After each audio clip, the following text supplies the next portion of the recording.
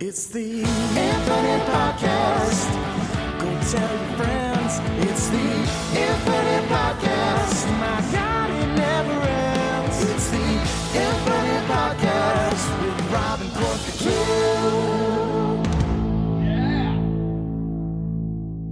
Hello, everybody, and welcome back to another episode of the Project Infinite Podcast, the podcast covering the infinite and ever-expanding multiverse of fandom from movies, comics, TV shows, video games. We got you covered. I'm Rob. I'm here, as always, with Court. And Court, we got a stacked episode. Yes, we do.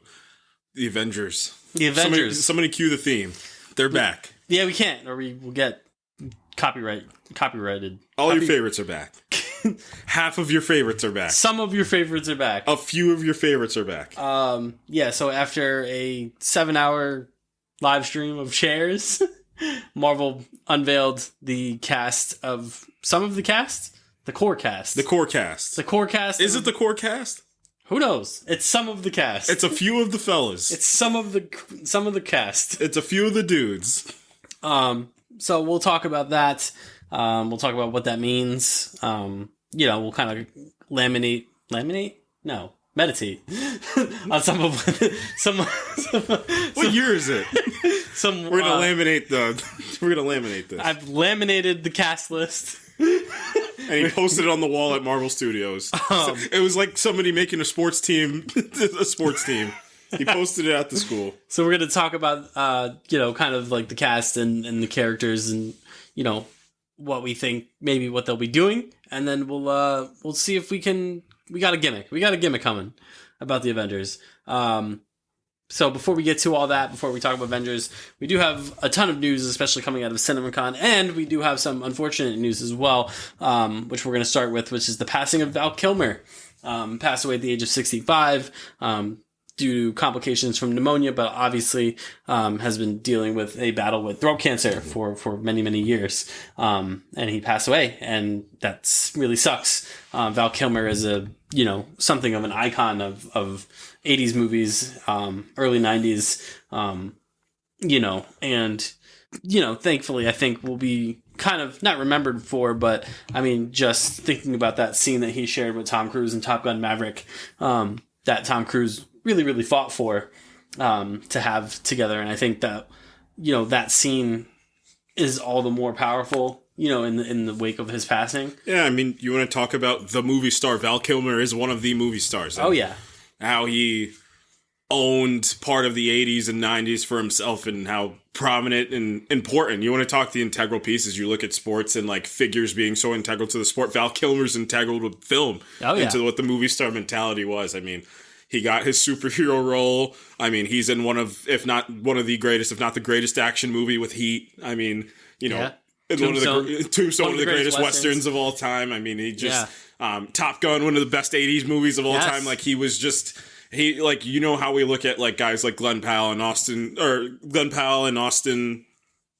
Butler nowadays. I mean, that was Val Kilmer. Like, Val Kilmer was that. Val Kilmer was, one of the Hollywood it guys. And it's horrible to think of, how much he was suffering. But like you said, for him to even do Top Gun 2 and still let the legacy go, and how many people respected him, and, the career that he built for himself as well, too. Like, Val Kilmer, when I was a kid, was one of my favorite actors. I remember saying Val Kilmer was one of my favorite actors, and just, watching him way too young in Tombstone, watching him in The Saint. That was, like, funnily enough, one of the first time. And I remember I had a little iPod Nano, and I had Batman Forever saved on that. And I watched that movie over and over and over again. So Val Kilmer's Batman voice is just ingrained in my brain. So it's somebody that I grew up with, and just to see him pass the way that he did, it sucks. But I mean, just what a career that he left behind him. Yeah, a real, a bona fide movie star.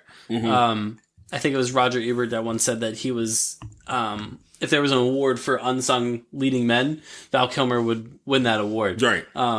Because he did kind of come in this era of the early 90s where there were so many of these guys, and he kind of got he was under the radar a little bit, Yeah, as far as and being that kind of like bona fide movie star. Yeah, to be the guy that leads your movie, and because he often found himself like adjacent to like the other star in the movie. Obviously, he got Batman, but like you look at Tombstone, you look at Heat, but like you take him out of those movies. Those movies are infinitely different. Like the timeline's different without Val Kilmer being in those movies, and that's something to be said. And I mean, they Batman, literally know, They literally taught Navy SEALs how to reload guns just from the scene in Heat. Like, Val Kilmer's one of the coolest guys that's ever lived in Hollywood. I mean, even Batman, his Batman was the Michael Keaton Batman. But, yeah. He assumed that role in the wake of Michael Keaton leaving the franchise. Right. So, like, even his Batman wasn't his own Batman. You know what I mean? Like, he was kind of written, as the Michael Keaton Batman, which... kind of is emblematic of kind of like his career in a way where like he was a leading man, but he was never recognized properly for being that leading man, despite being in so many successful films. And part of those film successes was because of him. Yes. I think that should ultimately be his legacy. And again, just that scene that he has, arguably like the most powerful line of dialogue in Top Gun Maverick. Yeah. When he pipes up, legitimately battling throat cancer, pipes up and says, the Navy needs Maverick, the kid needs Maverick. That's why I chose you. That was just it's an incredible bit of business between him and Tom Cruise. And I'm really grateful that, we've got to witness his career and, obviously just ended far, far too soon. So yeah, man, just Val Kilmer, just a strike across the bow. But transitioning away from that and into Tom Cruise, as we talk about the Mission Impossible Final Reckoning trailer. This movie is on the horizon. It's about 6 to 7 weeks away before we get this movie, the sequel to Mission Impossible: Dead Reckoning, and the final film in the Tom Cruise Mission Impossible movies for now. Glenn Powell's gonna take it from him. We'll see what happens, but this trailer's got everything, every bit you can think of. This trailer's got it. Man, you want to talk about?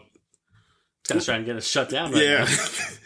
You look at the franchises across the board that have been running, right? Like, this is one of the strongest franchises that's ever crossed cinema. Like, the Mission Impossible franchise, it's stronger. It's got the movie star to lead it, and even into the modern age where the idea of the movie star, it's coming back. It 100% is coming back, but it survived the movie star era going away as well, too. I just mean the practicality that goes into this. You want to talk about me, talking Heat a second ago as one of the greatest action movies. This Mission Impossible franchise is possibly the greatest action franchise we've ever gotten.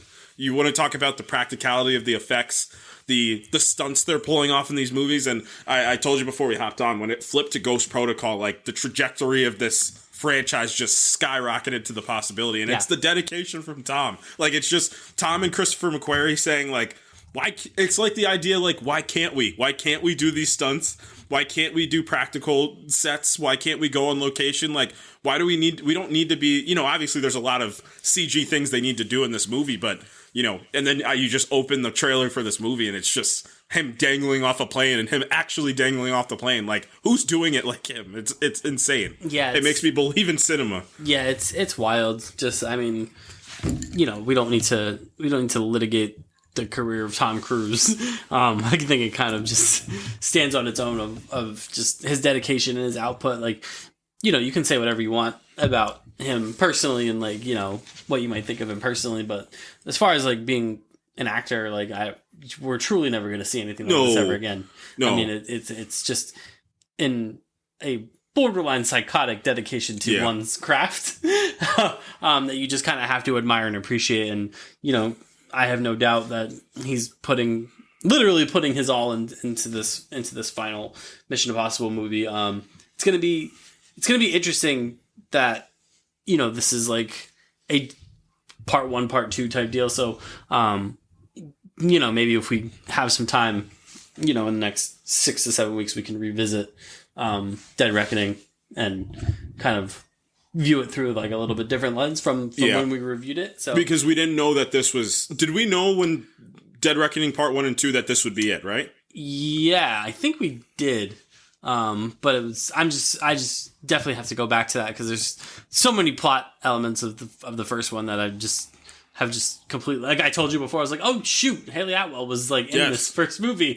Like I totally, and she was like a major part of it. And I'm like, oh yeah, she was like a pretty big deal in that first movie. So, yeah, I mean, everything looks incredible. Obviously the stunts are going to be incredible. And I'm just really, really looking forward to it because I think we talked about it at the time when Dead Reckoning came out that like the trajectory of the Mission Impossible movies is really interesting, where like it felt a little bit like after Mission Impossible 3, you're like, are we done here? Mm-hmm. Like, is this it? Yeah, and it very well could have been.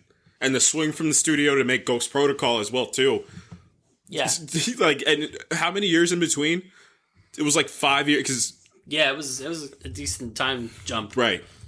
And yeah, I mean, it's just really interesting that that's what ended up happening is, 2006, Mission Impossible 3 came out, Ghost Protocol comes out in 2011. Yep. And just kind of reinvigorates the franchise in a way that so many franchises fail to do.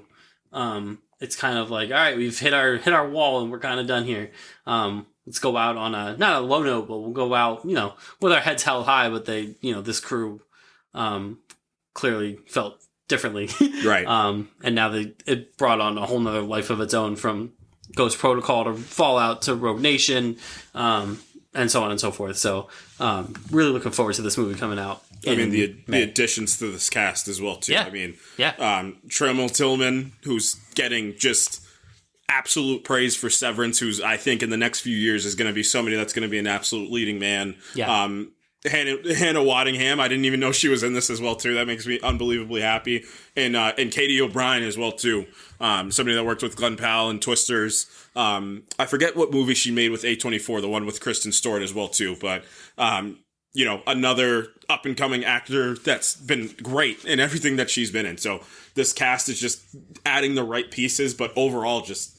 This is the cinema they talk about. You know what I mean? Like, just going into a theater and, obviously at Cinemacon, Tom was talking about the cinema experience. And like he said, like going to a cinema can actually change a life, like and actually change lives. So keep going to the cinema. And I'm 100% with him on that. Yeah. Yeah, for sure. Speaking of A24, we do have a director for the Death Stranding film adaptation. It's going to be Michael Sarnoski, who directed and wrote, directed A Quiet Place Part 1. He will be writing and directing the Death Stranding movie alongside, obviously, the creator of Death Stranding, Hideo Kojima, who, I have a lot of reverence for Kojima because he has, for good or for ill in the eyes of many people, has transcended this bridge from gaming to movies. Is he cool? He's great. Obviously, for those of you who don't know Hideo Kojima, he is one of the most legendary Japanese video game developers of all time.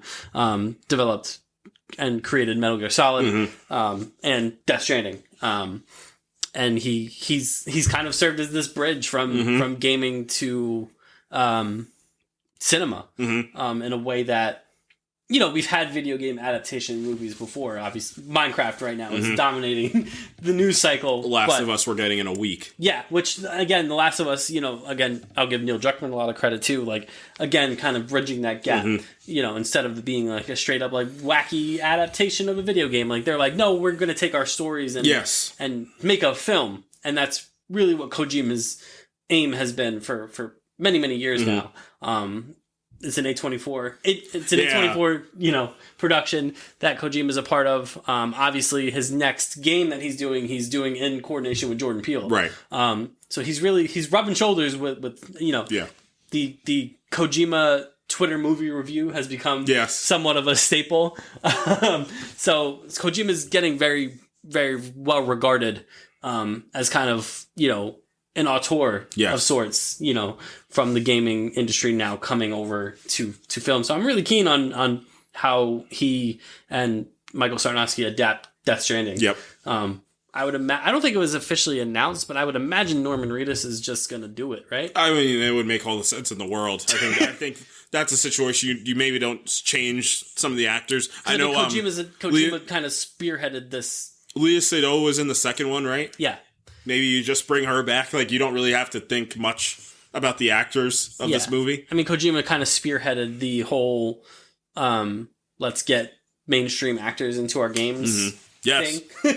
Now you look at a game like the new Naughty Dog game that's coming out, and like the whole cast are like notable actors. Like that's the point. So Kojima kind of was kind of like a spearhead of kind of recognizing that you can do movie style storytelling in video games. I know that Metal Gear Solid film, I don't know what's going on with that. I know Oscar Isaac has been attached to it for the longest time. So maybe that's going to be, reliant on how this Death Stranding movie comes out to be like, all right, the Death Stranding movie worked.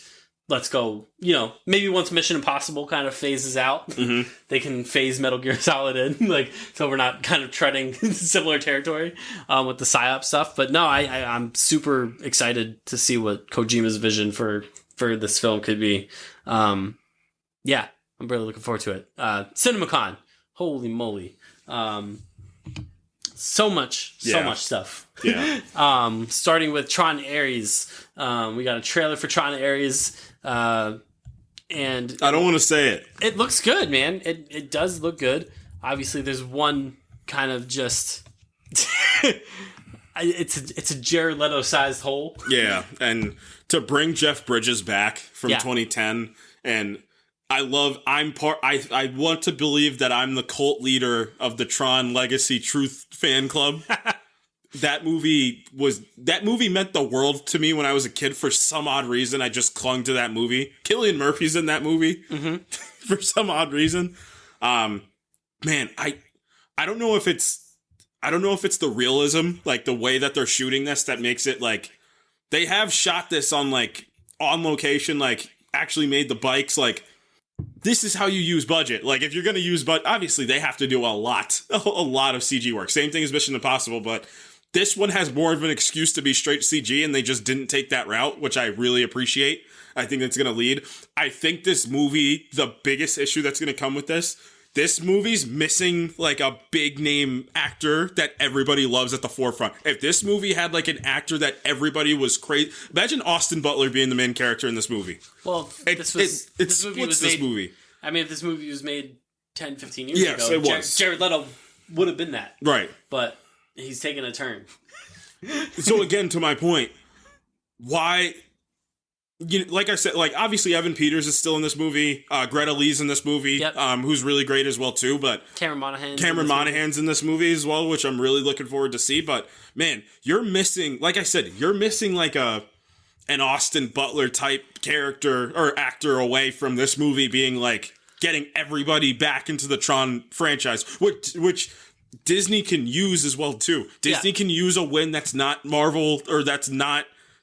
Star Wars, like, they can use a win like this. And, like, to put Jared Leto at the forefront is just confusing. Like, it's just... Well, it's dangerous. It is dangerous. You run the risk of this movie getting review bombed out of the gate. And you don't know, I mean, because you truly don't know what you're going to get from him.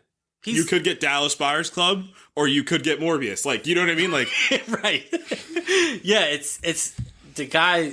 has for good or ill has a range, and that range is rarely like a character range. It's a quality range. I don't think I've ever seen anything quite like it, to be honest with you. Like, the guy can put out an Oscar-winning performance, or he can put out the most baffling performance you've ever seen in your life. It's wild. Yeah, we'll see. Yeah, I'm just confused on why he was so, and for a studio like Disney to put him at the forefront too also it's odd. Like, there's an oddity to it that it's unmistakable. Yeah. I can't stop thinking that if they just get a different actor to be here, like, this movie just is like, it's just it potentially could just be more loved and like really pair well with Tron Legacy. Yeah. Trailer looked cool. Yeah. Though.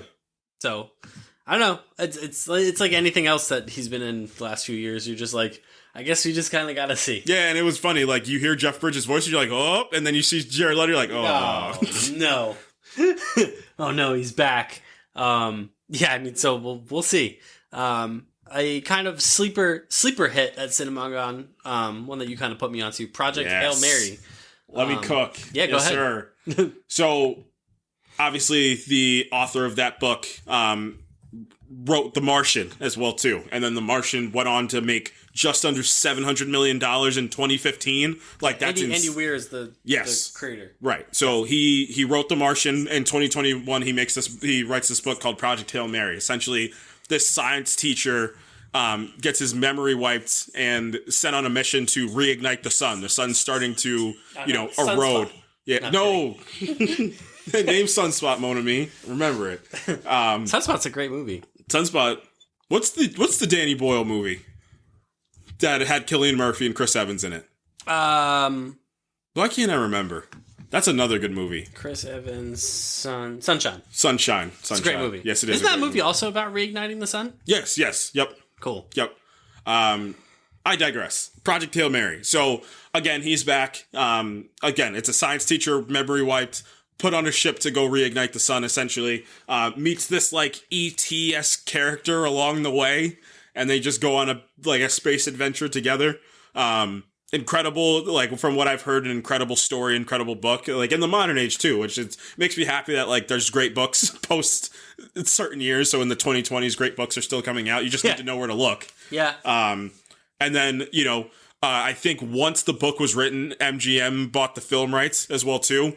And then Ryan Gosling not only is starring in this movie, which is what an insane get, he's also an executive producer on this movie. But it's about the team. You always hear Court talk about, it's not about the movie, it's about the personnel. So you add Ryan Gosling, to my Tron Ares point, you get a great leading man to lead your movie. You add Greg Fraser, and I always say, if Greg Fraser says I want to do a thing, this thing's got some potential to be great. Like, this thing's got some great potential to it. So he chose to shoot this movie. That probably is going to conflict with him working with, some other directors, which brings me into the Lord and Miller of this. The Spider-Verse directors are directing this movie as well, too. 2026 release date, I believe. Yes. Yep. What day? I know it's 2026, but I'm very keen on this one. I truthfully think it's going to be like one of those, not hidden gems. Like, it might be a movie that, like, really takes off. March 20th, 2026. So about a year from now. Yeah, so super looking forward to that. I'm really looking forward to that first footage. But yeah, the team on this movie looks absolutely incredible. The fact that Greg Fraser said yes to this says a lot. Well, what's going to get, the cool thing is what's going to get people to see this movie is A, Ryan Gosling, and B, before the trailer starts, they're going to say from the writer of The Martian and the directors of Spider-Man Across the Spider-Verse. And from the cinematographer of Dune and the creator, yeah. And people are going to be like, ooh. Yep. So I think this movie, has a shot to do really, really well. Yep. I'm keen to check out the novel, too. Yeah, I'm gonna read that book before the movie comes out. Yeah. Maybe we'll do a book review one of these days. Yeah, that would be fun. Maybe we'll do Project Hail Mary. Why not? Yeah, for sure. Because speaking of books, we got some Hunger Games news. Yes. Which I'm really looking forward to. So, yes.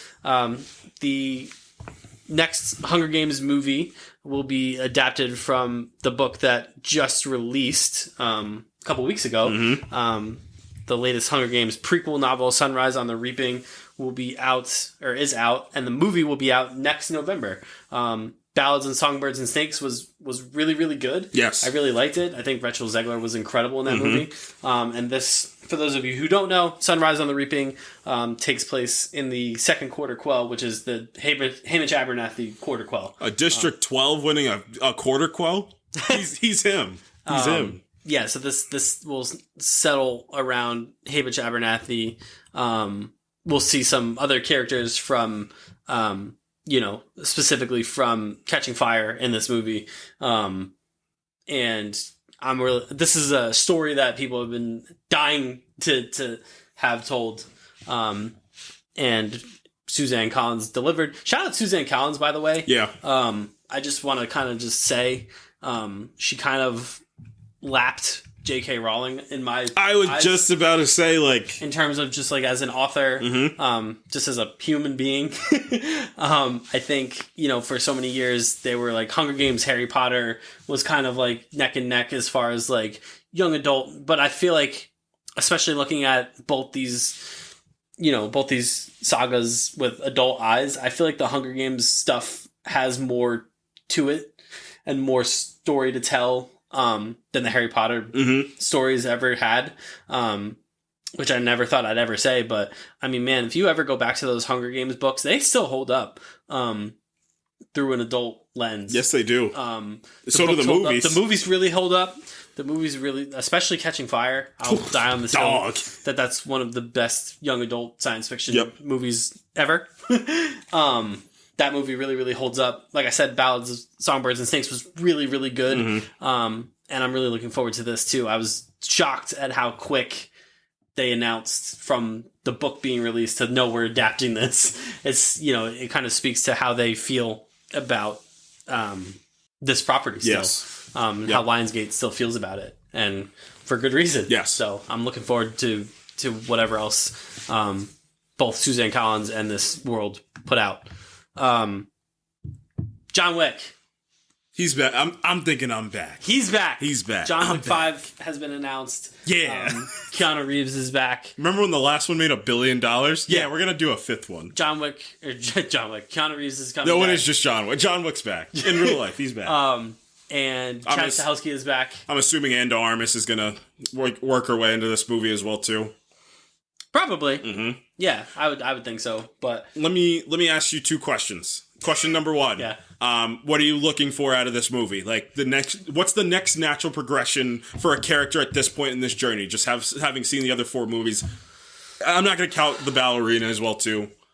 I mean, it's a really interesting question. Because it felt like John Wick 4 was kind of like the natural conclusion of that, right? Mm-hmm. Where he gets out.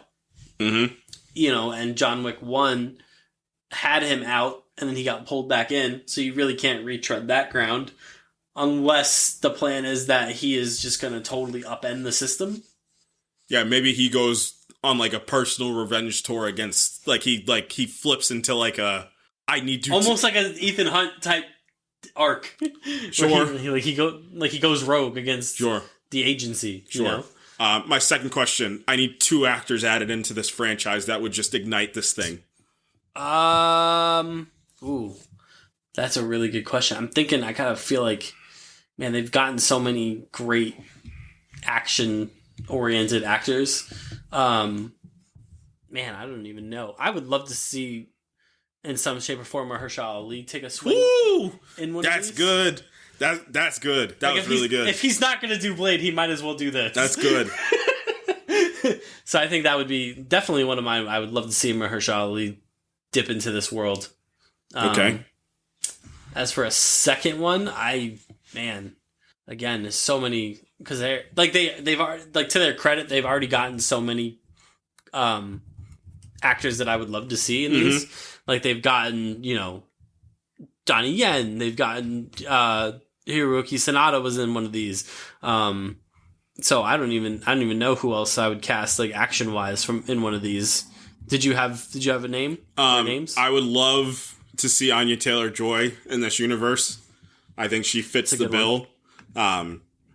I would also love to see Simu Liu in here. Oh, yeah. And let him keep cooking and let him keep getting his just due for just not being cast in anything for a little bit there. After Shang-Chi and Barbie, they just said, you know what? We're good. It's just absurd. I think he's a good one. I think he's great. I think he would fit into that universe incredibly well. You don't have to teach him how to fight. You don't have to teach him how to fight.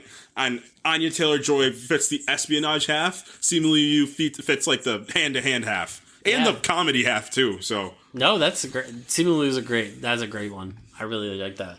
Yeah. I mean, I'm just looking forward... I'm looking forward to the ballerina, first and foremost. They're also doing an animated prequel series that I think Keanu Reeves is lending the voice work to. Right. Keanu Reeves is always down to do a voice. Oh, yeah. Yeah. Yeah. So that's really, really cool. I'm really, really excited for that. Something else, Cinemacon had a lot of stuff that I'm just excited for. Now You See Me 3. Man... Look, the first one, I love the first movie. As like contrived as those plot elements are and like the twists and everything, I think that movie is really, really fun. I think that movie's really, really well acted. Yes. And everybody's bought in because you have this weird smorgasbord of actors that it could have went very wrong, but it is a very eclectic cast. But it went absolutely right.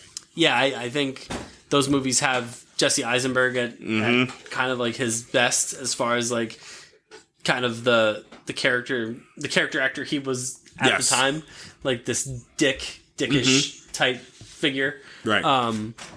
I think Woody Harrelson's really, really good in this. They got Morgan Freeman and Michael Caine in these movies. I know. Bring them both back, cowards. I liked Mark Ruffalo as the, plot twist. Spoiler alert for the first Now You See Me movie, Mark Ruffalo is the architect of the entire operation, which, again, like, the plot elements and plot contrivances of those movies are a little goofy. Yeah.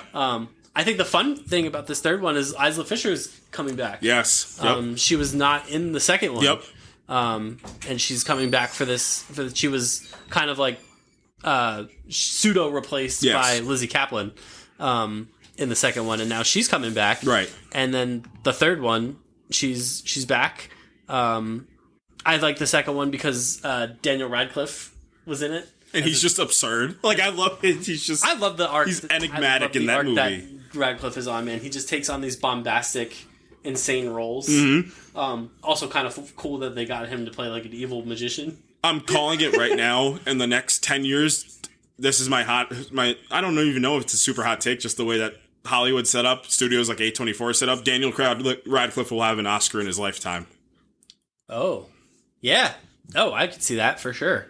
I think he's putting together quite a resume under the hood there. Ruben Fleischer is coming back for this third movie, and it's coming out this year. It's coming out this November. Sheesh. So I'm looking forward to seeing more of the now. It's almost 10 years since the second one. So I'm really looking forward to that. What else we got here? Karate Kid. All right, listen. Why does this movie look so good? Look, man, I'm in. I'm absolutely in. I'm emotional watching this trailer. Like, this movie's got heart. Like, it's got definitive heart right out of the gate. The kid that they got to play who is this kid? Wasn't he in something else that we saw? I think this might be his debut. Is it his debut? I think it might be. Ben Wang. He was in American Born Chinese. Okay. But aside from that, he does not have a long or... I really like the director that they chose for this. If I'm not mistaken, he did I'm Not Okay With This on Netflix, which I watched, and then he did End of the Effing World on Netflix, which is one of my favorite shows. I love that show so much. So much. So great pick as well, too. He's only 41, the director, which is great. Young director? Yep. So, no, he did a phenomenal job with End of the Effing World. And I mean, just bringing him into something like this, bringing him into the franchise, it's giving me the same energy I got from Stephen Caple Jr., who turned into hey, let me direct a movie inside of the franchise when the directors say that I want to stop making them. It's funny that it happened twice with Creed and Transformers, but I really like Stephen Caple Jr. This feels the same way of he gets stepped into this franchise, especially after Cobra Kai. He's going to have a little bit of heavier lifting to do post Cobra Kai because, I don't know if Cobra Kai is even, I don't know if is it canon? We have to talk about canon with the Karate Kid universe. What happened to the game that I love? I think they've said that it's not canon to Karate Kid or Cobra Kai. It's just canon to the films. Which means that Cobra Kai is in a separate universe? Oh, no. The Cobra Kai will appear. Didn't I say this the last time we talked about this, where I said the big plot twist is that this Ralph Macchio is going to fight Ralph Macchio from the Cobra Kai universe? It's two separate Ralph Macchios. Oh, he doesn't have a family in this universe or anything like that? We're in the Karate Kid extended multiverse. How does Jaden Smith play into all this? He's going to be the post-credit scene. If he's the post-credit scene of this movie, I'm going to lose it. But this movie looks solid, man. I'm really looking forward to it. The action looks real tight. Tight. I think I also said that depending on how this movie goes, I would love to see this kid, Ben Wang, be the Lin-Lei Iron Fist. Mm-hmm. He'd be great. He would be phenomenal. I think that would be really, really cool. Especially if maybe they're going to bring back Finn Jones. Yeah, why not have two Iron Fists? And I said, if they're going to do Finn Jones, which we'll talk about next week when we talk about Daredevil, just go full send, make him Iron Fist. literally grab, I forget who, grab the Immortal Iron Fist run and just do it. Like, I just don't know why it's so complicated to do that. Yeah. Man, Karate Kid. I can't wait. We got a Beatles casting. Yeah, yep. Man, it's like they got the Beatles of actors to be the Beatles cast. How are you feeling about this cast? I mean, some people were very upset, I heard, but then some people were very happy. Like, I don't know. I think it's fine. I mean, you got 4 of the best British people. Yeah. You got Harris Dickinson. Yeah. Who's gonna be Cyclops? ? Sure. Paul Mescal, obviously, channel favorite, one of my favorite, you know, new. No, I don't even want to say new, but like younger actors. Yep. Barry Keoghan. Yeah, Barry Keoghan. Careful with Barry Keoghan. Villain. Yeah, villain ? Barry Keoghan. And Joseph Quinn, who's great in everything so far that he's been in. Yeah. And people are still like, we don't know. He's great in he's not been bad in one thing that I've seen him in. Was I on that train? I wasn't on the train, but I was at the station. I was at the station. You were skeptical. I bought the ticket, but then I threw it away. I said, you know what? I'm staying. It was like a romantic comedy. I'm staying. Yeah, Joseph Quinn just good in everything, and people were still like, I don't know. He was really good in Gladiator too. And he was really good in A Quiet Place. Yep. One. He was really good in. How many more times does he have to be good at things before we're like, wait, is he a good actor? Unfortunately, the Fantastic Four is that's the one where people will make or break him. Don't worry, I'm sure he's going to be good in that too. But yeah, I think this cat. Did you tell me before this is going to be 4 movies? Yes, it's 4 movies. Get lost. 4 movies. Who's directing this? Isn't it too many? Who's directing this? That's too many movies. Somebody big's directing this. I don't need my Beatles movies to be Avenger-fied. Who's directing? Oh, Sam Mendes is going to direct this? All of them? Yes. He made 1917. He'll be fine. I mean, he's great. He's phenomenal. But I don't know if I need... Yeah, that I agree with. I don't need 4 standalone... I just learned today that the Michael Jackson biopic's going to be split into 2 parts in the same year. I don't think I need 4 standalone Beatles films before we get... The Ringo Starr movie, you're not seated for that? But are they going to be like John Lennon, the first Beatle? Like, what? Yeah, chapter 1, chapter 2, chapter 3, chapter 4. No. And then they're going to somebody said they're going to team up with Timothée Chalamet's Bob Dylan at the end. I'm here to talk to you about the music initiative. It's just Sam and then all the music biopics are going to merge into one singular timeline. What are we, some kind of Beatles? What are we, some kind of Beatles squad? Say that again? Who else are you going to get for this? You got Timothée Chalamet's Bob Dylan. You have, what's his name? Rami Malek, yep. Freddie Mercury. Yep. Who else do you got? You got, what's his name? The 4 guys that played the Temptations in that Temptations TV movie. You got the guys, you got Johnny Cash, you got Joaquin Phoenix from Walk the Line. Johnny Cash. What other... Austin Butler. Oh, is Elvis? Oh, listen, wait, hold on. Wait a minute. You saw Zendaya's playing Ronnie Spector in an A24 movie with Barry Jenkins, which is going to be phenomenal. She's going to be in this. Can you bring back Jamie Foxx as Ray Charles? Yo, now you're cooking. Now you're cooking. There you go. Oh, the whole cast of Dreamgirls is in this. No, is that double booking? Wait, was Jamie Foxx in Dreamgirls? Yes. Oh no. Yeah, look. I'm cool with a Beatles biopic. I just don't know if I need 4 standalone Beatles movies before I get to the Beatles movie. Is that hypocritical of me to say when I watched 4 Avengers movies before? Yeah, you did. You really did. Look, if John Lennon's gonna fight Jeff Bridges in a big iron suit at the end of the John Lennon movie, then come on, man. I might be in then. Come on, man. I'm trying to think of... John Lennon built this guitar in a cave with a box of scraps. Oh no, what about La Bamba? You gotta get that guy in there. I'm just Pam and Tommy, the Hulu show, they're gonna be in it.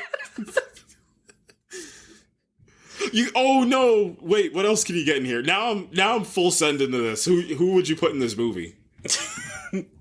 I think that's it. I think we did it. Oh no! Do you get Daniel Radcliffe for the Weird Al Yankovic movie? No, you get what's his name? Taron Egerton to play Elton John. Oh, see? Now you're getting it. This is getting out of hand, and I love it. You think the Jersey Boys are going to make an appearance in this? No.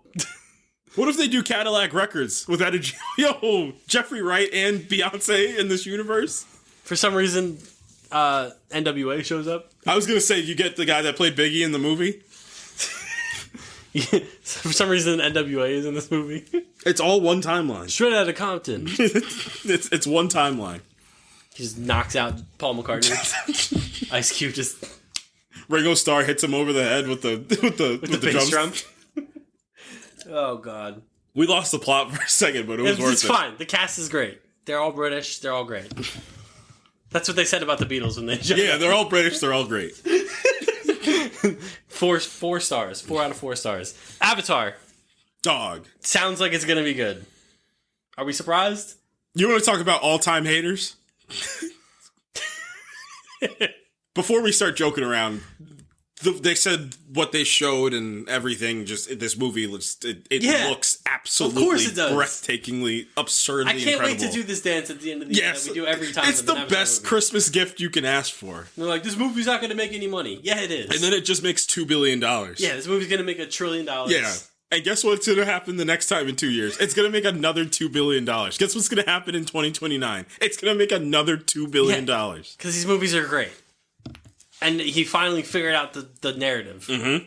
You make it about the sun? Question mark. It's not even about Jake anymore. You make it about Loak and Payakan, and then that's it. Yeah, he made a $2 billion movie just world building, and then the second movie he was like, let me just throw some plot in now, and let me throw some character in there. Yeah, and now he's just off and running with these Avatar movies. Imagine that's how you look at now he's comfortable. That's what I mean. Yeah. That's kind of what happened. Well, the studio gave him no notes on this one. You think it's because the movie's 3 hour long? They're like, we don't want to. Come on, man, don't make us read this. I'm not reading this. I'm not reading this.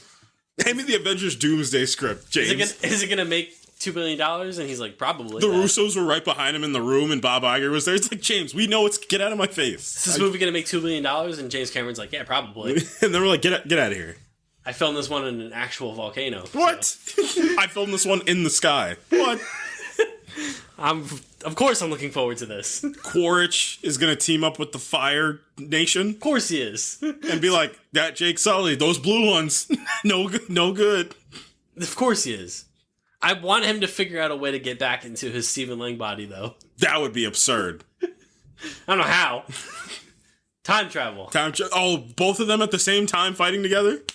And you know what? It's only a matter of time before we get there. I still am hoping for my plot thread to come true, where Neytiri ends up being the big bad of this whole thing, and Jake and Quaritch have to team up to take her out. That would be phenomenal.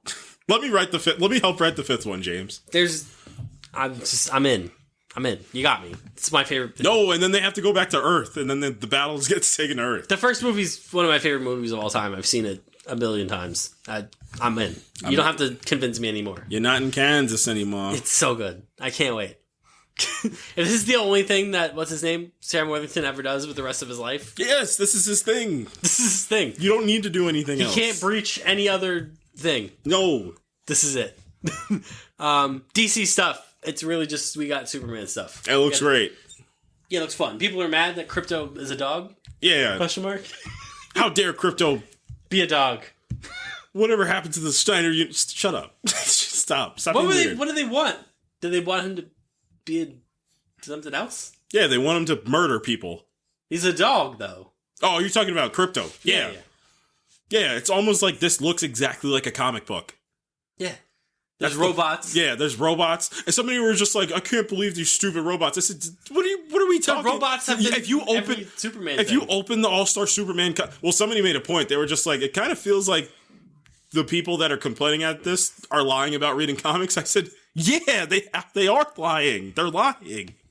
I saw a panel on Reddit one time, and they were like, this is it. This is peak Superman. It was probably the most evil version of Superman they've ever seen. I don't know how you watch this and you aren't hopeful. I legitimately get chills every time he saves that little girl in that slow motion shot. It gives me actual chills every single time without fail. He figured it out. He figured out Superman. This movie comes out July 11th, smack dab middle of the summer. Superman and the super adventures of super things. Like, he got it. He gets it. Yeah. It looks great, man. I mean that scene. I mean, obviously the scene they show, but the moment when the fortress comes out of the Arctic, you're just like, all right. Yeah. What are you cooking? Yeah, and then they just showed. I mean, the rest of the clip basically was just more of the trailer again, just with some dialogue. Are we going to address the sun thing? The what? People were mad that the sun was hurting him, and I said his bones were healing. Yeah, his bones were literally cracking back into place. What are you talking about? His bones were broken. You know how hard he had to hit Superman to break a bone? Yeah. And they were shifting back into place. He's never had to feel that type of pain in his life before. And his dog just jumped on him? Yeah, and people are like, have people never broken bones before and knows what that feels like to get them shifted back? Their initial get back hurts. It's not great. Like, it's just, people are trying to find anything, Schneider fans, people are trying to find anything to be mad at, like, a fun, hopeful Superman movie. It's just, I don't get it. Like, I genuinely don't understand. No, I don't know. People, that's the one thing. Not worried. I think this movie is going to do really well. I think it's going to be really good. But obviously, there's going to be just that contingent that just is not going to want to hear it. The only thing that I counter to that point is me looking at the comments for like the trailers and me seeing like, I was there when Christopher Reeves was Superman and I've been waiting for something like this to come. Yeah. Like that group of people, like going in forced to see this movie because, like, again, the Schneider stuff, whatever. Superman as the character in the world supersedes all of that. Like, just the way that he is, the hope that he brings, it's above all of that. And I think the fans with that are going to be more powerful. And that's what's going to get this movie over $1 billion. Yeah. No, I agree. It's just going to be a very loud, very angry group of people that are just going to not want to hear it. Essentially. Just which absurd. Is ridiculous. It's weird. Marvel. Mostly Spider-Man, though. Mm-hmm. It has something to do with Spider-Man, Come on. So we got a kind of title card reveal for the next iteration of the Tom Holland movies. Obviously directed by Destin Daniel Cretton. Brand New Day Spider-Man. Obviously Spider-Man's before the Brand New Day bit. From the way I said it. But they're casting this movie actively. And I'm really, really looking forward to it. Because I'm really keen on what Destin Daniel Cretton has planned. For this movie.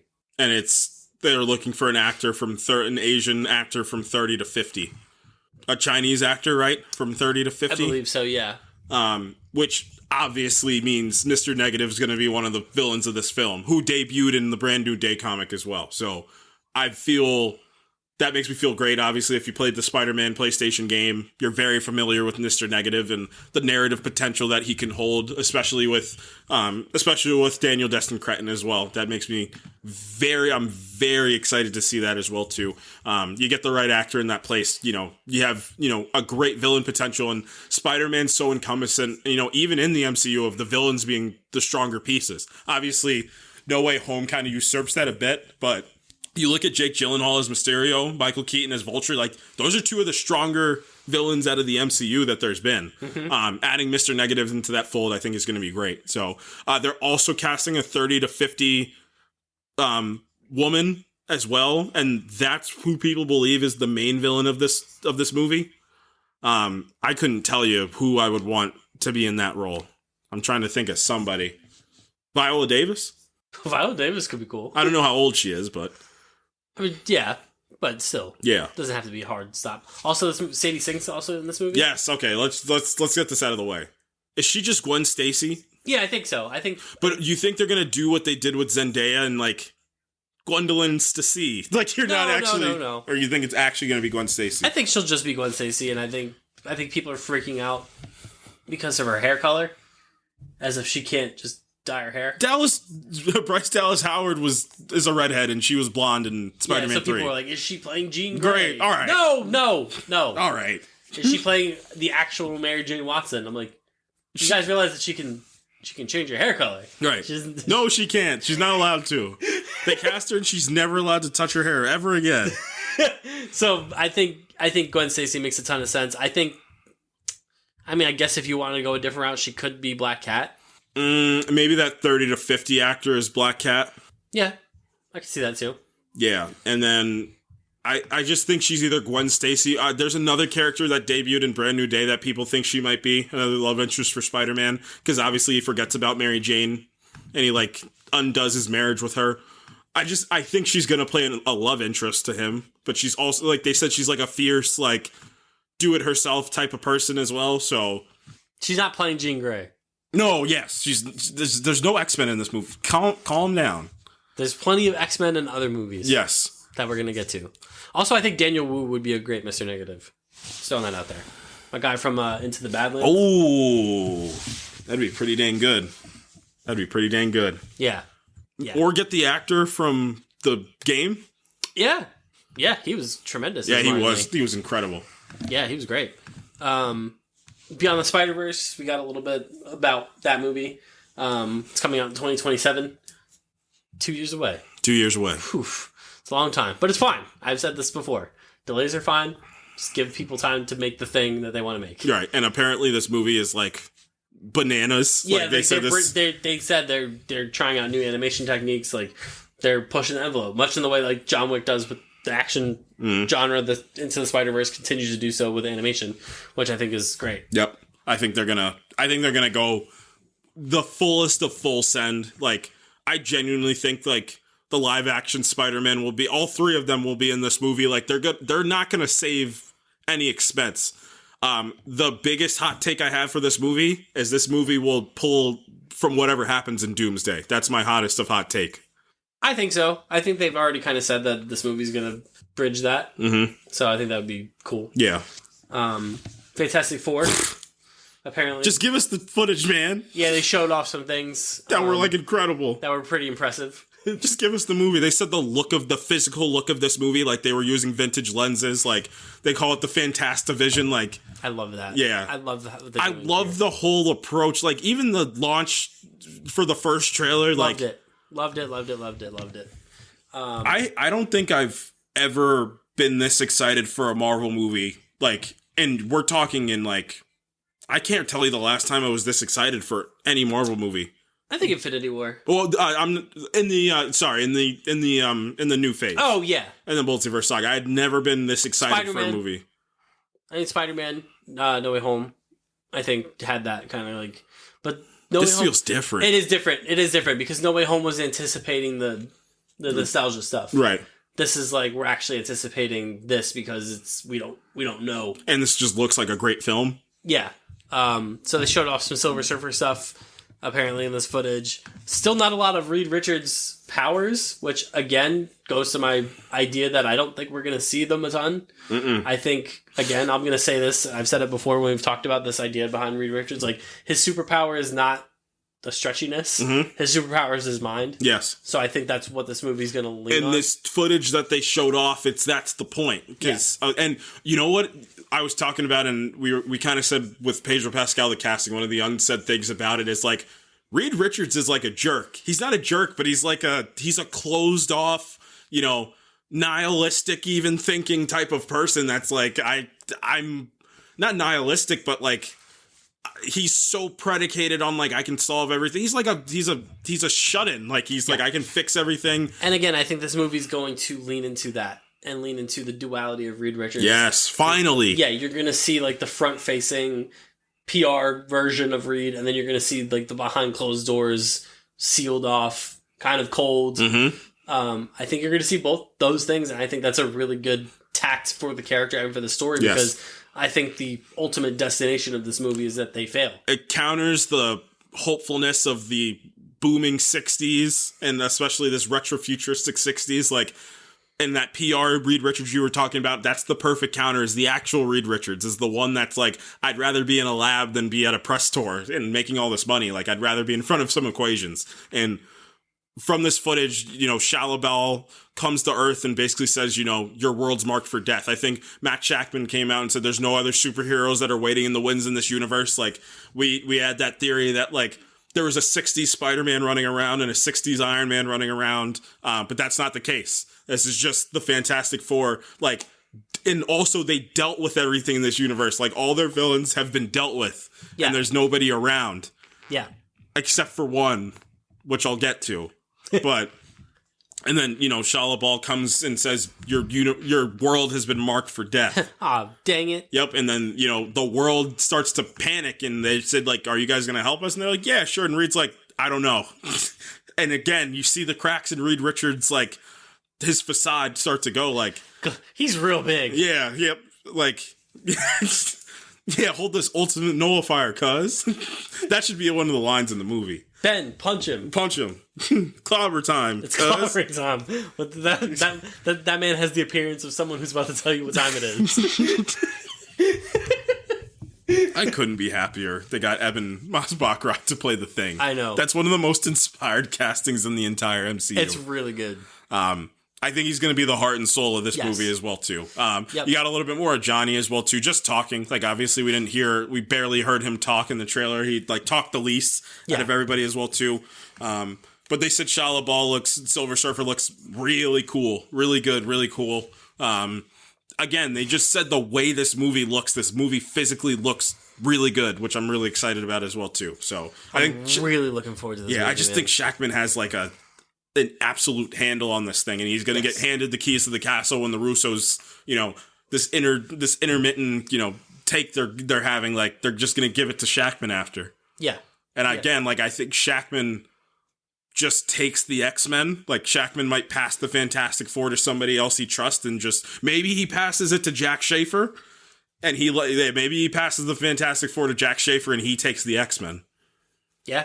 I can see it. Yeah, I think they got a really great setup with this kind of like corner of the Marvel Universe between him. I think Destin Daniel Cretton again is incredible. Really looking forward to see what he does with Spider-Man. Again, everyone needs to relax. Marvel's going to be okay, I think. We get the Thunderbolts next month.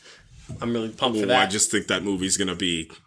And again, I said it about, like, I think Brave New World was the last of, like, the pump out as much stuff initiative that Disney had. Yeah. And Thunderbolts is the start of quality over quantity again.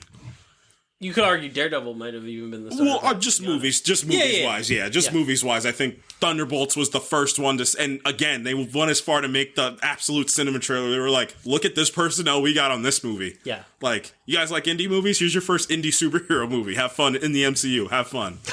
Speaking of personnel. The Minecraft movie. Nope.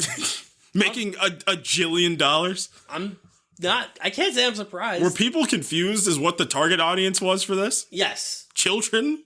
Are people mad that children get to enjoy a movie? Oh, man, a movie about one of the most profitable and probably the worst smelling movie theater you've ever went to.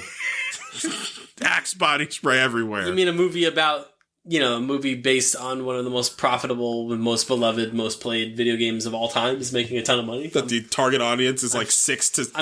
I'm shocked. Of course this movie's going to make money. It's like printing money right now. Like Jack Black was built for a movie like this. The movie's going to make $1 billion. Like, it's just printing out money. Yeah.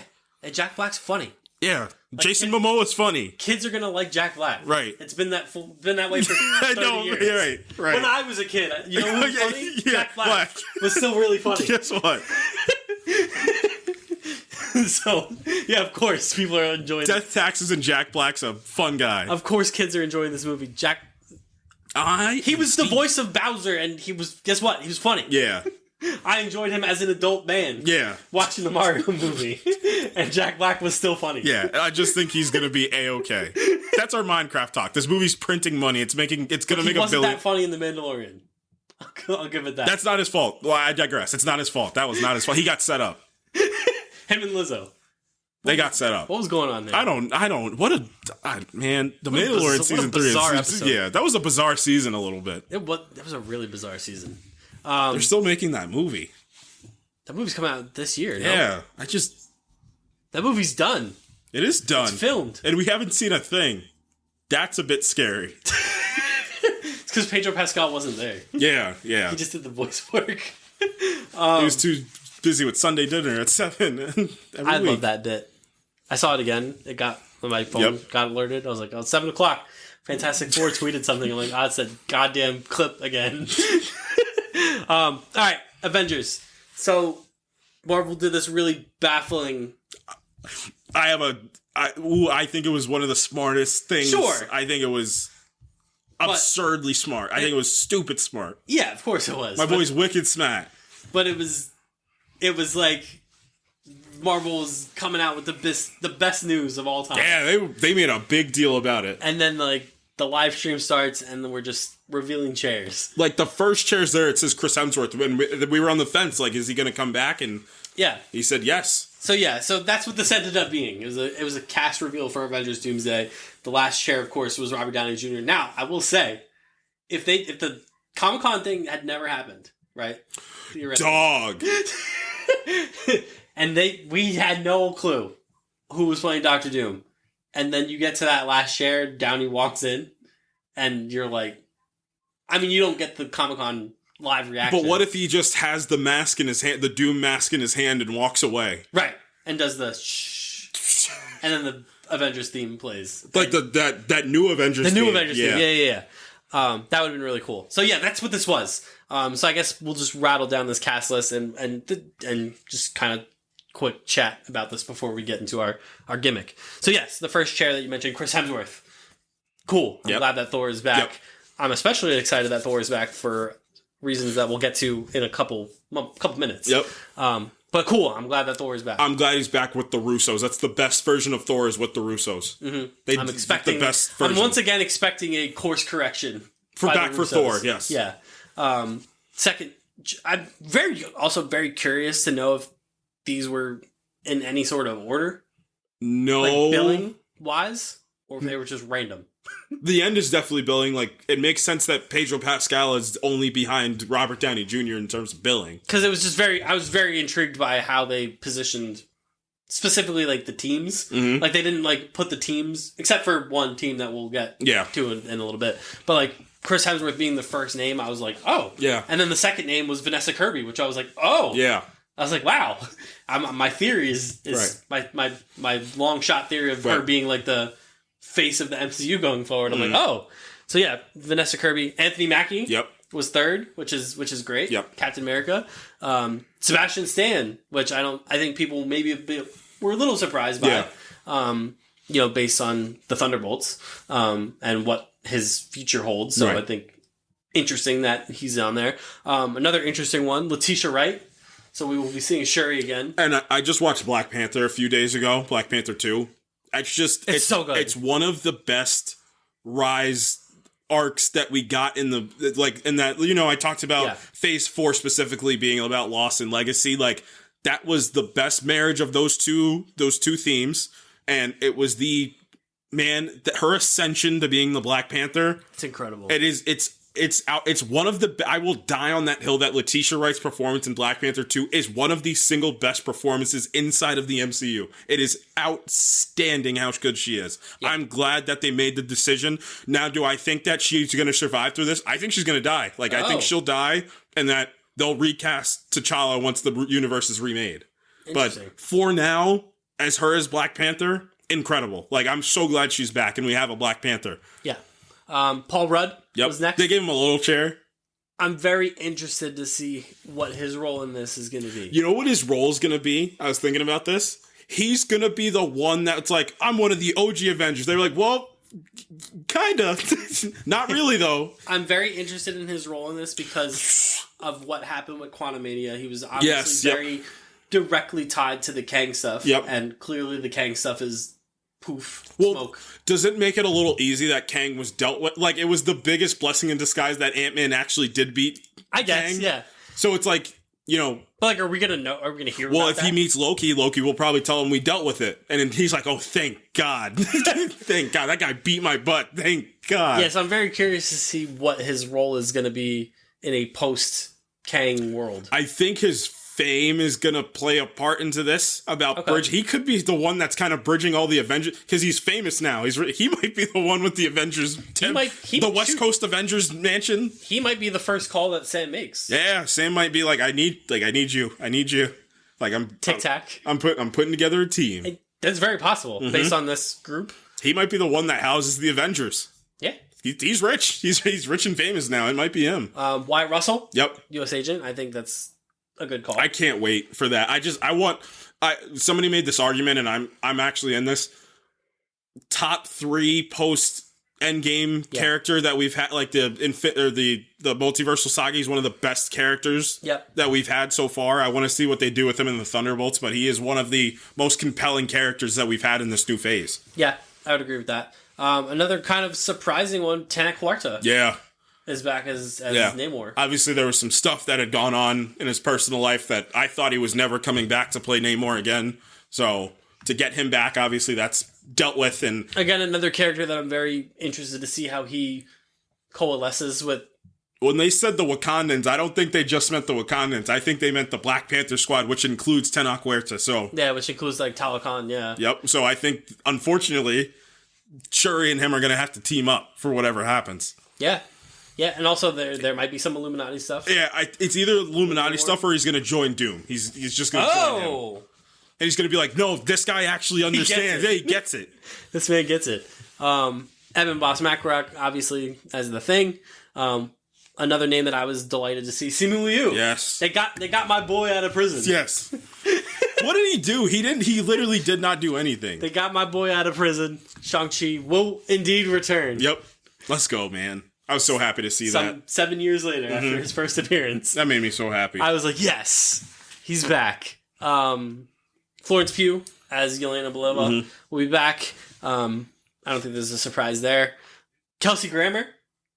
So, yeah, this is where it's like, all right, cool. But, like, okay, we saw the Marvels. We knew that something's cooking. Yeah, I think they did well because we'll talk about the other stuff in a second. But it was interesting how they positioned him versus the other reveals. Because they did some other names. I think they did that purposely because of the post-credit scene. Like, this is no surprise. It's cool.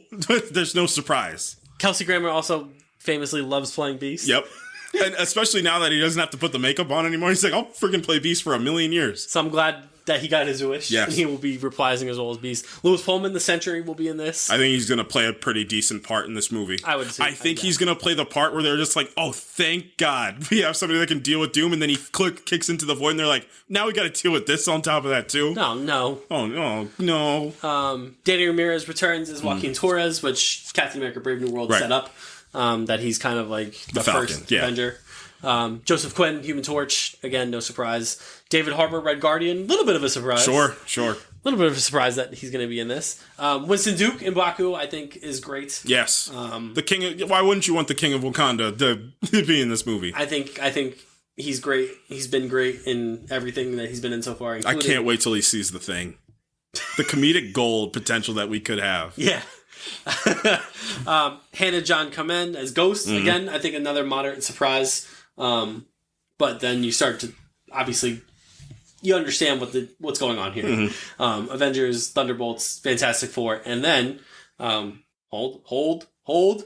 Another pleasant surprise, Tom Hiddleston will be back as Loki, which I think is awesome. I think it's incredible. I mean, they dealt with the Kang stuff, and it's what we thought was going to happen for Kang Dynasty, that Kang was going to immediately go after Loki to try to end the multiverse that way. Like, just kill Loki. He can't hold the multiverse. I just think Doom is going to do that to him. Maybe that's the catalyst that explodes the multiverse, is Loki holding them. Yeah, and you just gotta give Thor and Loki, man. You just gotta. You gotta do it. I'm really looking forward to that. And then this thing goes off the rails for about 45 minutes. Patrick Stewart is back as Professor X. And you're like, all right, still been in an MCU movie before. Makes sense. Is he going to die again? Probably. Yeah. It's Professor X's calling card. Yep. Plot twist, they bring him back as... McAvoy? No. They bring Patrick Stewart in as the... Ultimate Professor X. Oh my god. With the helmet. Yeah. And the spandex. Yep. Just seeing Patrick Stewart play that version of Professor X would be funny. And then it starts to get wild. Ian McKellen. And you're like, huh? Sir Ian McKellen. And then you're like, okay, now this is getting... But still, a little piece of you's like, makes sense if Patrick Stewart's there. Sir Ian McKellen is back as Magneto. I can't believe it. I genuinely can't believe that he'd come back. I still was a little bit like, okay, it still made sense to me. The next one where I was like, huh? Yes. So Alan Cumming is coming back as Nightcrawler. Brother, what? And that's when I was like, okay, what is this? I have my theory, but keep going because it still keeps getting crazier. Rebecca Romijn comes back, and people are like, I think that was the one where people were like, huh? Who? Who? And they jumped on the Google machine and they're like, wait! Oh, shoot. She played Mystique in the original X-Men trilogy. So she's back. And then James Marsden got revealed. Let me just get in. James Marsden's having a great year already. He's in one of the most famous shows this year, Paradise, but Sonic. What they did for Cyclops and X-Men 97 is exactly what they're going to do with James Marsden in this movie. Like, this is your chance to, and I think that's purposely why they didn't reveal Hugh Jackman was going to be in this movie yet. Obviously, him and Deadpool are going to be in this movie, but I think that was the absolute intention, was the fact to get James Marsden back to being the Cyclops as the actual field leader of the X-Men. And that's going to lean into... And it gives him his justice, man. James Marsden deserves it. Because I think we do need to kind of do a little... We don't have to do so much theorizing about the Avengers or the Thunderbolts. Like, I feel like their roles are relatively straightforward. I think it's the X-Men characters where we have to kind of spin the wheel a little bit. And then the last couple revealed, Channing Tatum will be back as Gambit. Right. I hope they don't treat it as a joke. Like, I do think he's actually going to be like a... I think he's going to be like proper... Gambit. Yep. Again, it's going to roll into my theory about the X-Men characters in a second. Pedro Pascal, Mr. Fantastic, and of course Robert Downey Jr. as Dr. Doom rounds out the cast for now. Yes. Marvel has said there will be more announcements soon. Yes. We took care of it for him. That's our show for the day. We took care of it. There are some actors and characters conspicuous by their absence. For sure. Yes. Quite a few. Yeah, right. But let's just spin the block on these X-Men characters for a second. So my theory coming off of the Marvels was whatever universe that all these X-Men are going to be from the same universe. The Kelsey Grammer that we saw in the Marvels is going to be the same universe as these actors. As these other actors, these other X-Men actors. And I don't think they are going to be one-to-one the Fox X-Men characters. No. I think they're going to be in the vein of, inspired by, however you want to say, the animated X-Men characters. I think they are. I think this team is the X-Men 97 team in the present day. They're the X-Men 25. Like, that's how it's going to go. And it's specifically, it was Nightcrawler and it was Gambit that really said, okay, this seems like this is actually... And Cyclops. It's like... Because I think they're going to put him in the costume. They're all going to be in the costume. Yes. 100%. Like the colorful blue and yellow for Cyclops. Gambit's, we already kind of saw the Gambit costume. Obviously, Alan Cummings he's gonna be in the... I think they're gonna put Sir Ian McKellen in the red and purple Magneto costume. And Professor X has already been in the chair. He already did it in Multiverse of Madness. I think, yes, 100 times, yes. Yeah, like an older version, like they've been through so much version of the X-Men. And like, this is be the last ditch effort. And you want to talk about how like, not nostalgia bait, but like this one feels more natural of like everybody's about to get their due for my childhood X-Men. Yeah. We grew up with watching these X-Men, and finally like we're gonna see them as the fully fledged full versions of themselves. Like, you know, that X-Men 97 being incredible, like you're not gonna miss on that opportunity. Like, and then you add the characters. You have Binary, who's a new version, like who's on this team of X-Men. Like you can add a few new X-Men in here, which will get us into the bridge gap. Just rounding out, like, obviously the Avengers are the Avengers. I think that, obviously, Sam's going to lead them.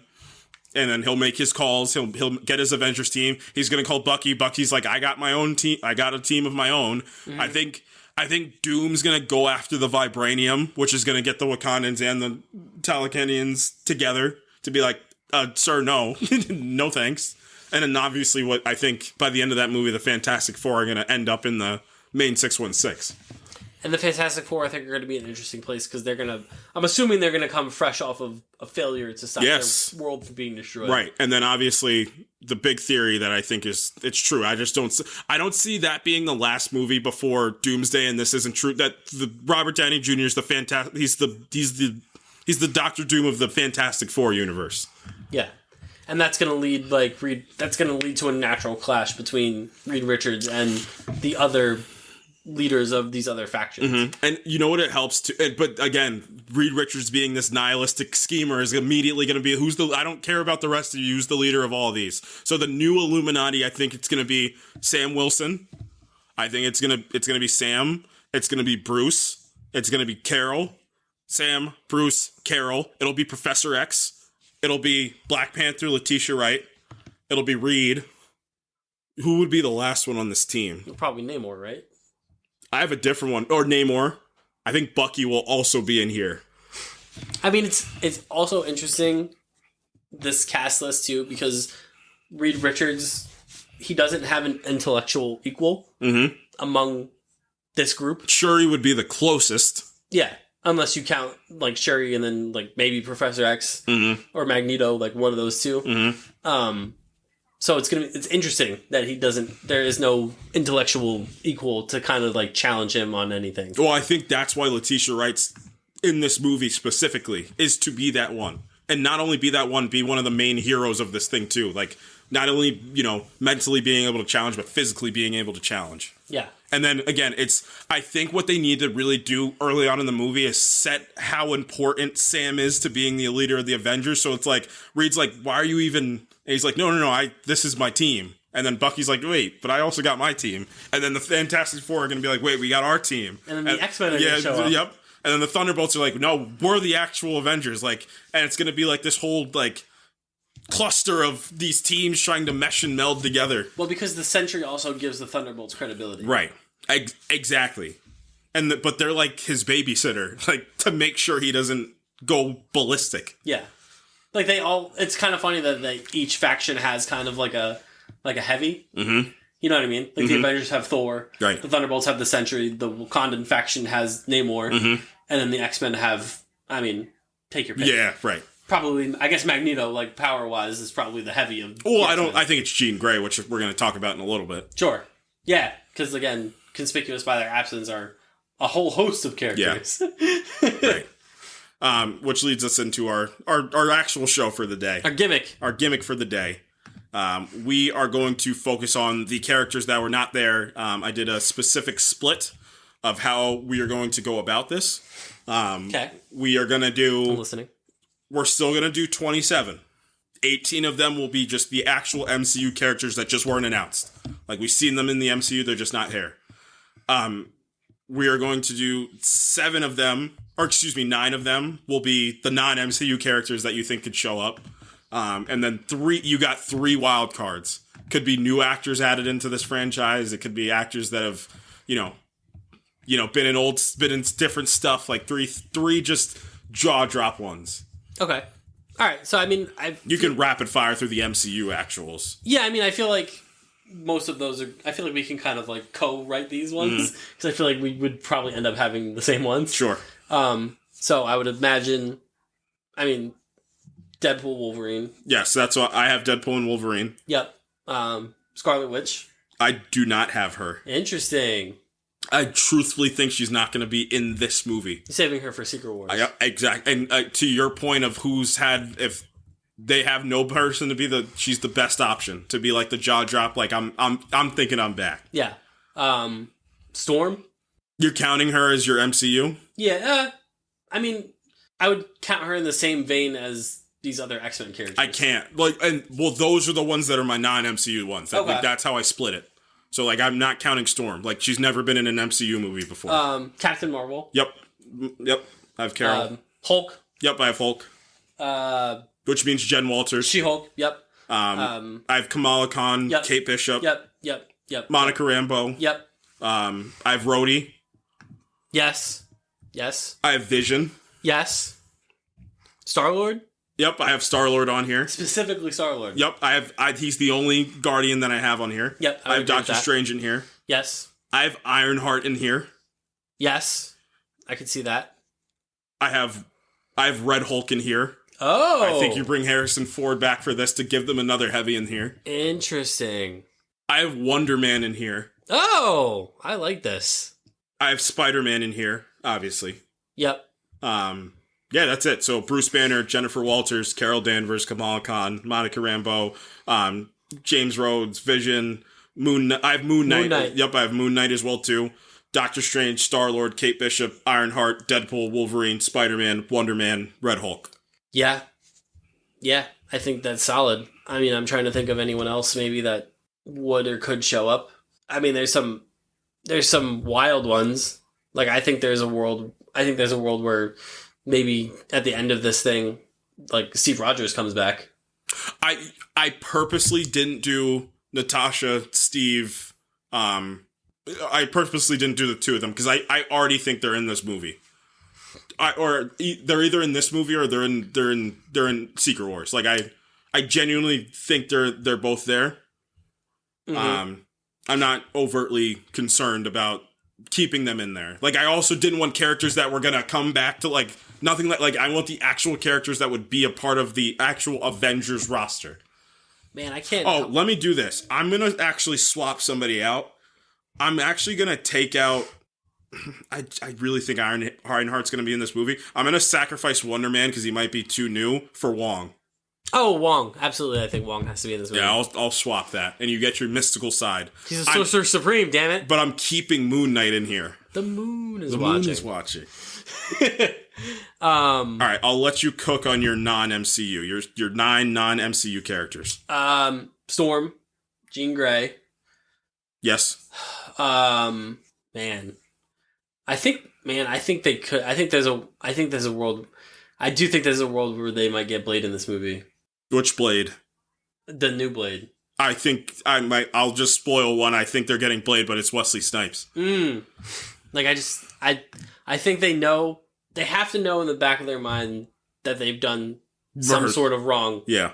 And I think the way that they can sort of make it up to him is get him in this Avengers movie somehow. It'd be a little tough, man.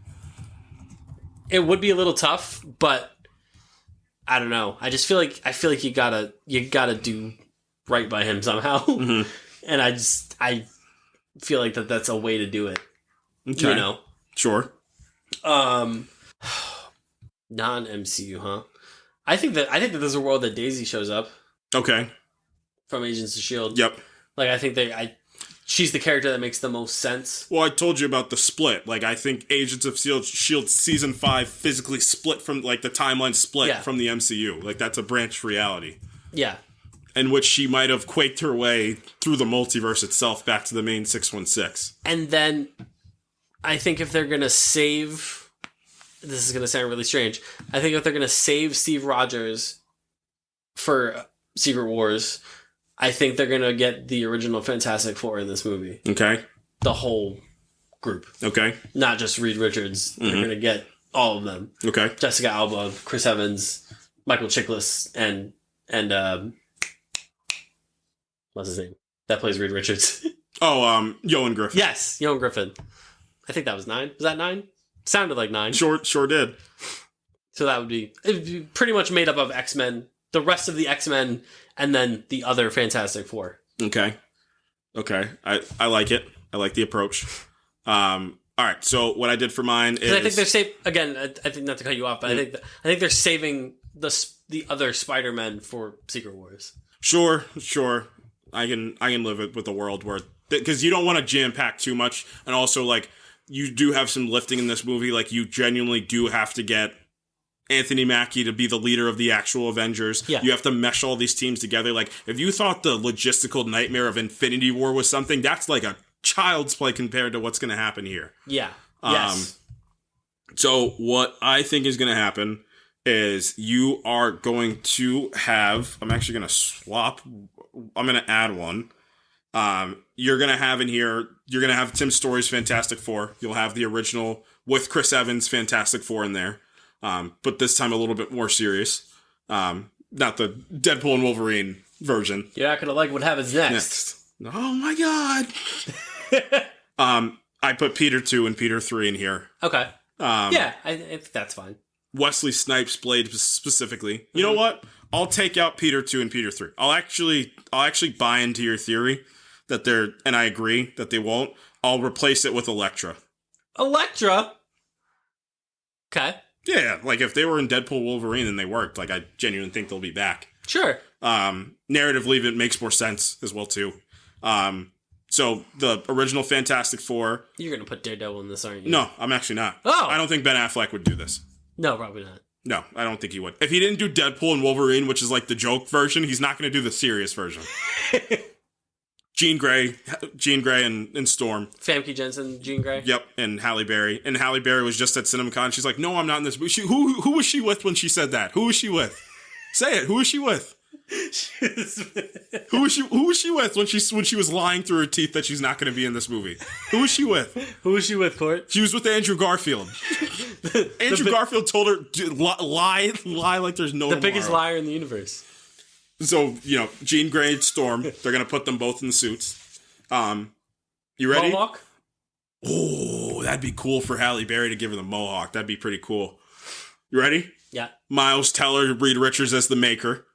Yeah, you've been banging this drum for a while. I think it's sound. Rogue, because there can't be and it's going to be Anna Paquin as Rogue. That would be cool. Bring her back, let her actually be Rogue. Give her and make this universe where she stole her powers. She stole Captain Marvel's powers as well too. You could absolutely do that. Yep. They're gonna give her the accent. She already kind of had it. I don't need much. I don't need her to go full Gambit. That dome got to come out with it. You never want to go full Gambit. Black Bolt will be here. Blackagar Boltagon will be here. They'll find a way to get him in here. Find a way. They'll find any conceivable way to get him in here. And then the last one was a little tough. I really was trying to scour everywhere to really think about it. I don't know how far dipped into the multiverse we're going to go in this movie. I would love, love, love if they get Eric Bana's Hulk back. That's tremendous. If they find a way, and then in the scene they do the comic book intercut the way they were doing the panels just for that scene. That would be hilarious. Interesting you didn't have Madam Web in there. Nope, it's not actually. It's actually not interesting. I think that's quite interesting. I don't think it's interesting at all. Notable by her absence, you didn't... No, I actually went out of my way to make sure that I didn't say her. No Madam Web, no Morbius. No, because why would they be here? No Venom? You know what's crazy? I genuinely thought about... I really think they're just going to go full send in Secret Wars. And put Venom in it? Venom. The Spider-Man. I think the Spider-Man will be in that, but Eric Bana's Hulk as Maestro would be the coolest, but Ed Norton's Hulk would be the best Maestro you can ask for. Let me ask you a Secret Wars question. Not about the comic, about the movie. Do you think they're going to bring Iron Man back? Yes, 100%. Oh, man. 1,000%. That would be They're going to bring wild. back... They're going to have the original Avengers team there. Is he going to fight himself? I'm serious. Are they going to try and do that? Are they going to do a Gemini Man situation? Well, they'll do the original Avengers coupled with the new Avengers. It'll be this absolutely insane splash page of God Emperor Doom. You can do it, too, because they both have masks on. Mm-hmm. So Downey could do the voiceover for Iron Man and Doom. Mm-hmm. That would be wild. No, I legitimately think that's exactly what's going to happen. Oh, man. That would be insane. Who else did you not put in here? No Apocalypse? Who? Apocalypse? Apocalypse. No Apocalypse in there?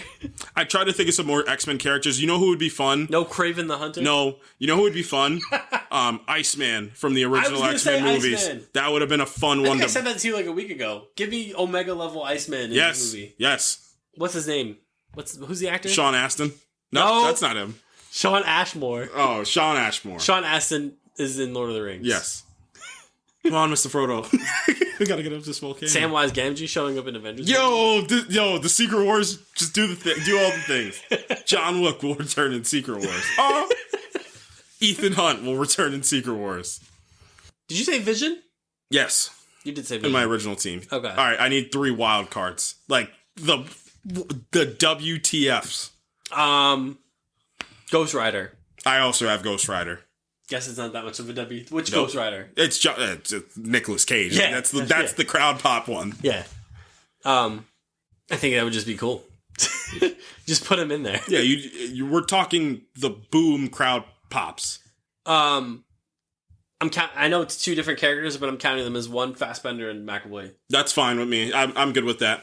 I want them to play like the Krakoan versions of themselves, like Fassbender or McAvoy like has the like he is the ultimate, like he has the helmet on, he has the suit on, like Fassbender has the full white like Magneto suit, like that's the version I want out of the two of them. Yeah. Also, just make them Professor X and Fassbender and Magneto in the new MCU. You could. It's funny that they've aged themselves kind of into the roles, right? now. And like just don't, and then they can play those characters for like the next 20 years, and nobody would bat an eye if they want to, because they're the best by far of the post Days of Future Past or the post like original trilogy. X-Men, like they are the by far best part. I have Thanos here. I also have Thanos here. Nice. See how our brains work. Mm-hmm. I have Thanos / Cable. Oh, for comedic purposes. Yeah. I genuinely don't think, and again, it's to give Dr. Doom the credibility, I don't think you leave Secret Wars without the splash page of him just grabbing Thanos' spine and ripping it out of his... I think they might even do that in Doomsday.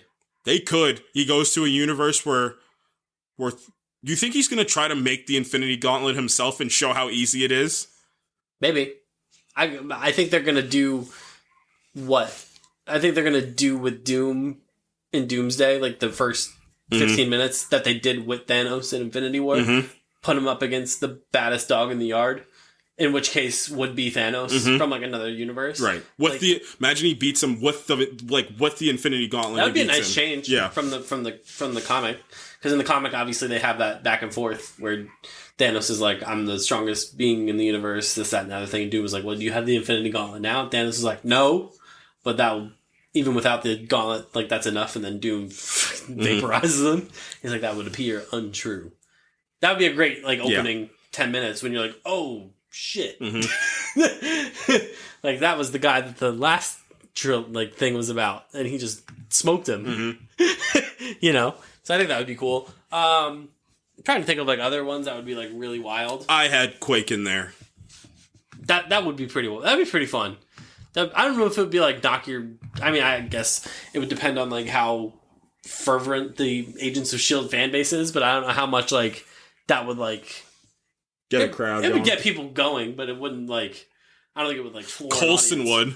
Coulson would be fun. Coulson would. People would enjoy that. I have the Scarlet Witch in here. Yes. As, like, she's the post-credit scene, like, I need somebody to blow up the multiverse for me so we can get this thing going, so I can assume, like, I need a being that can house all the energy from the multiverse. She's the one. I've been saying this for years.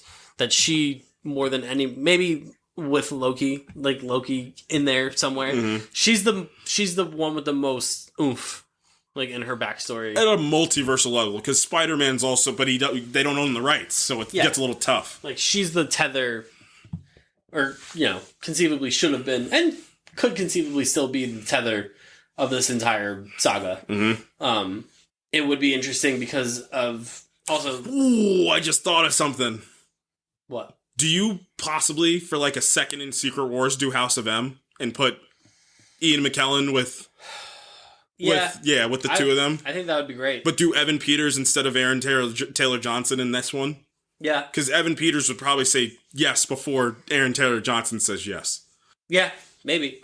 Yeah, I think you would want to do some sort of Scarlet Witch Magneto scene with either the Magneto actors. But I mean, Ian McKellen obviously has just the incredible amount of gravitas and presence that like I said, I don't care what happens in Doomsday, you got to give Ian McKellen some type of monologue. I don't care where it is, you got to. Because, I mean, that would just be something else. Just the same way you have Harrison Ford as Red Hulk. Yeah. That's the one, like, when I saw the cast list, I was like, I can't believe he's going to be back as Magneto. Like, Ian McKellen has like a certain gravitas and He's presence. got a certain grandeur to him that's just unmistakable. Yeah, like him. Just give me a monologue. Give me one last. When I hear "To Me My X-Men" from Patrick Stewart, and I get all my childhood X-Men in the suits, I think to your point, I think depending on what she's up to, I think Anna Paquin should absolutely come back. If you're gonna do Gambit, you have to do Rogue, and Anna Paquin deserves this. And just tone him down a little bit. And that's what I said. Like, now you can kind of like actually make him not a caricature. You can actually make him a character. Like, and I think he would enjoy that. Yes, I would. I think so. And how old is Anna Paquin? Now she's got to be in her 40s. And how old isn't Channing Tatum? She's 42 now. And how old is Channing Tatum? He's also got to be. He's 44. Channing Tatum's older than Anna Paquin. Yeah, they're the same age. They're in the same range. Yeah. That's perfect. Yeah, you have the two of them together. That's your love relationship in the X-Men besides Scott and Jean. Play up the Scott and Jean stuff.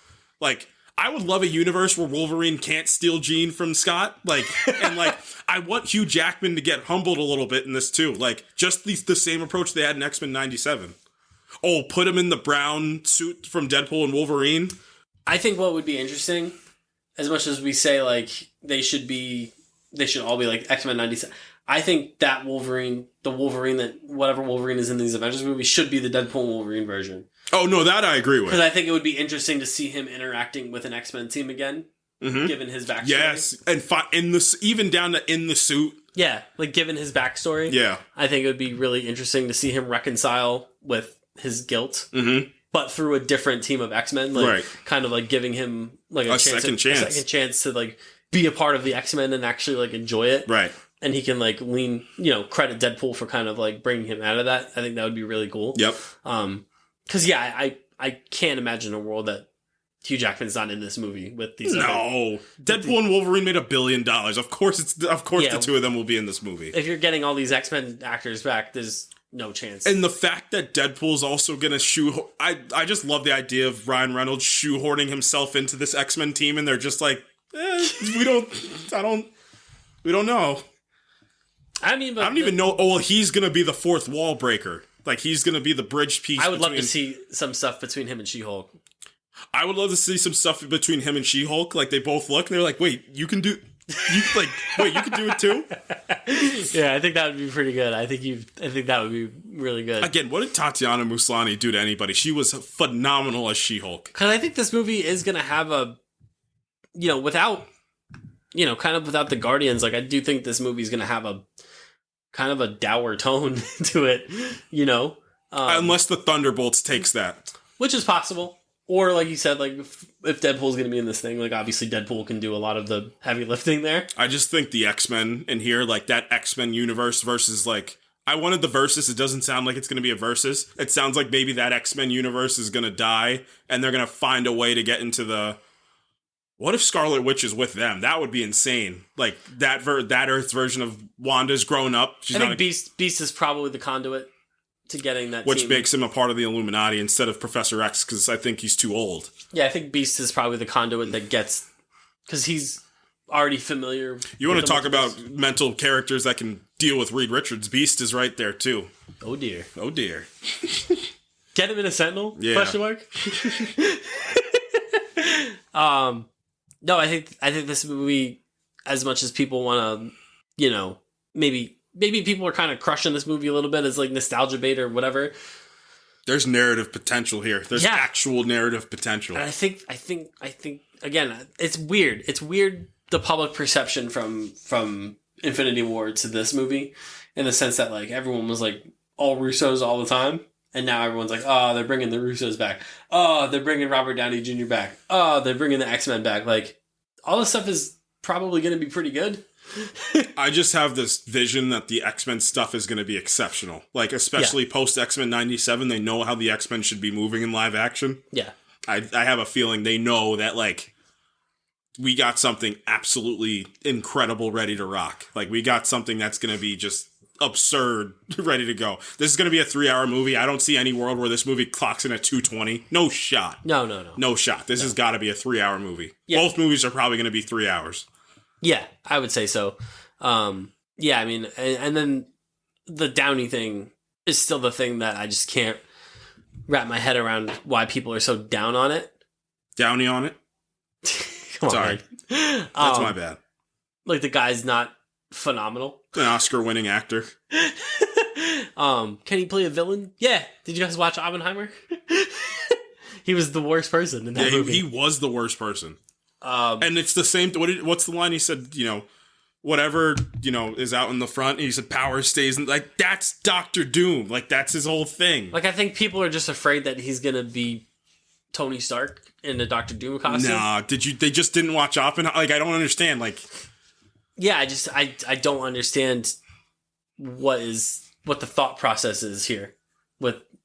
It's a wild swing to recast him and bring him back. It would be insane for Fantastic Four if at the end Reed can't save them, but then out of the woodwork, Robert Downey Jr.'s Doom comes out and creates the life raft to save them over to the new universe, and then Owatu the Watcher, Jeffrey Wright. Oh yeah, I should have mentioned him. I think we're gonna get a live action version of him. That would be incredible. I think that just makes the most sense too. But yeah, I feel like imagine it's Doom's the one that saves them from that universe. Oh, that would be sensational. And then like they get to this MCU. First of all, who are you? Second of all, who's this guy? You know what I was also thinking about? A fun approach to this movie. You take Doctor Doom, and to all the heroes, he's there to help all of them. And then you slowly see Shuri be like, I don't think he's as good of a person as you guys all think. And then it just, because again, the whole villain of this movie to fight are the other Earths that are coming. That's fabulous. And then that all you're narratively doing is saying like, all right, you're just kind of seeing this guy like it's like the grand scale Mysterio thing from No Way Home or from Far From Home.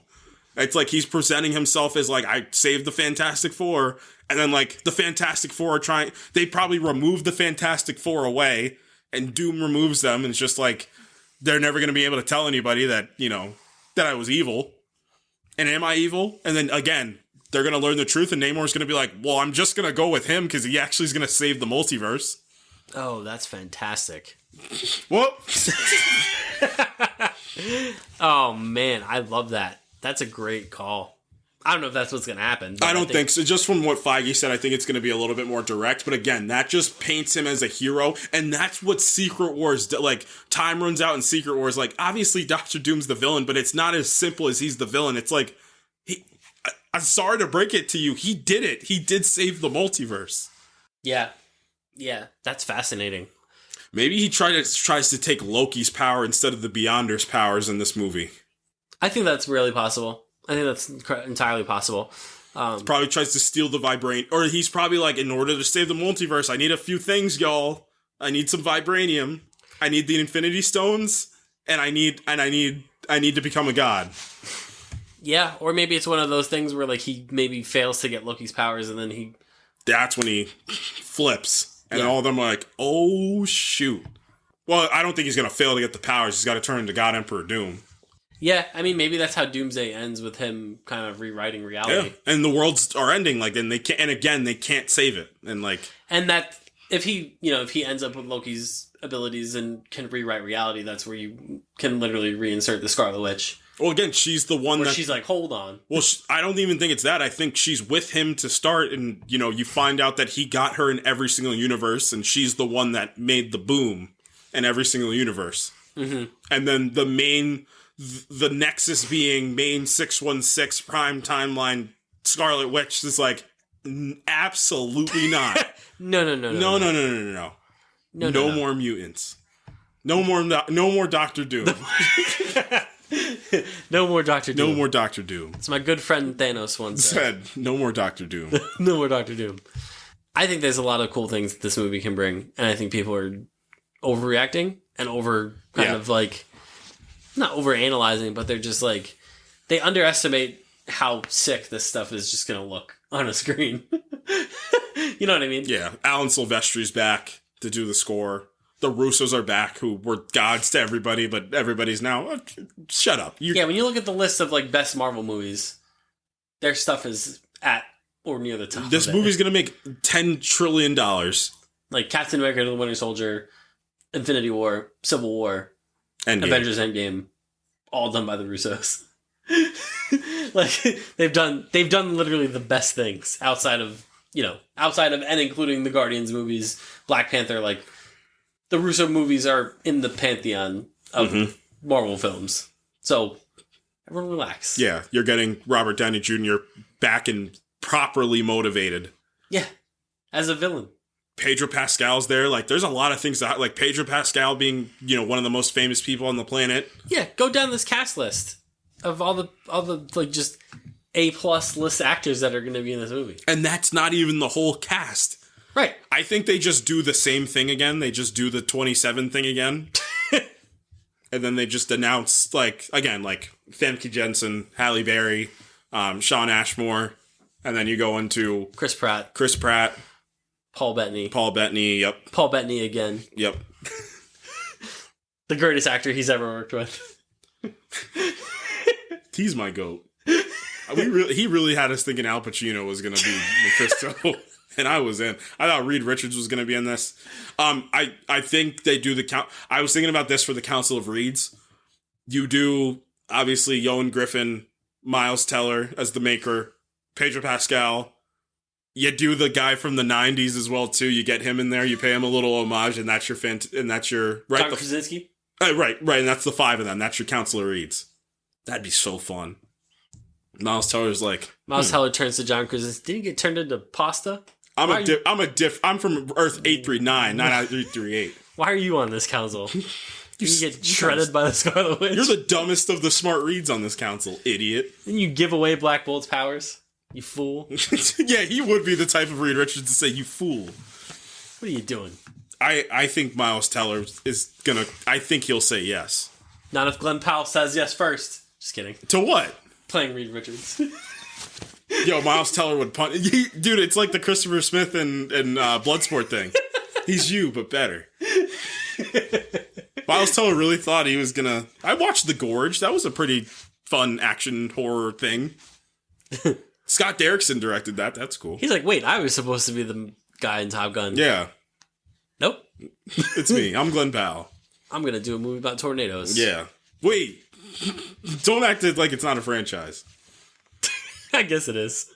Yeah, I can't wait to see what Avengers does, man. I'm really, really, really curious. What did they say? If Deadpool and Wolverine is a 7 out of 10, Secret War, like Doomsday is a 9 out of 10, Secret Wars is a 10 on 10 on like the WTF scale. Yeah. So I don't think they're gonna pull any. Why not? Why pull any stop for Secret Wars? Like, bankrupt Disney. Like, they're just gonna make it. You're gonna make $10 billion. What's the Secret Wars legitimately has the potential to be the highest grossing film of all time. Yeah. And what actor is gonna say no? That's what I'm saying. Ben Affleck. Ben Affleck is the only one that's gonna. Nah, I'm never doing this again. But who else? Like, out of any of the people that have played? Wait, if Matt Damon plays that one character that he always plays in the Thor movies for some odd reason, Ben Affleck might say yes. It's true. Bring Johnny Depp back as the Vanisher. Not Johnny Depp. Not Johnny Depp. Brad Pitt. Same difference. No, it's not. No, it's actually not. Bring Johnny Depp back as Captain Jack Sparrow. Tron Ares will return in Avengers Doomsday. Cloak and Dagger? And you know I love me some Cloak and Dagger. How I feel about Agents of S.H.I.E.L.D., you feel about Cloak and Dagger. I love Cloak and Dagger. I need them in Daredevil Season 2 stat. We saw them work together in X-Men 97. It could happen. I just watched those last 3 episodes, like, literally 2 nights ago. I feel like once a month I'll throw on the last 3 episodes of X-Men 97, and I'm like, there's no way this is this good. Like, this is the best superhero storytelling I've ever seen. Daredevil and Cloak and Dagger helped each other out in X-Men 97. They could get together in Daredevil. Why was the Silver Samurai just like, The world went dark, and he was just... The world went back on, like, a few days later. He still was on the same rooftop, like, He was like, interesting. Who could have done this? And we need to go back to what happened in that nuclear power plant with Omega Red. Nothing good surely happened. No, they saw the light. The one science is like, oh dear. Omega Red's out. Omega Red was like, excellent. Now I can go fight Wolverine. All right, let's get some funny characters. Will.i.am back? As Wraith? Yep, as Wraith. John Wraith? You're John Wraith from Marvel Comics, aren't you? Oh, that's probably another person that would say no, because he presumably said no to Deadpool Wolverine was Liev Schreiber. Yeah. Would he? I mean, maybe they throw a couple more zeros in the paycheck.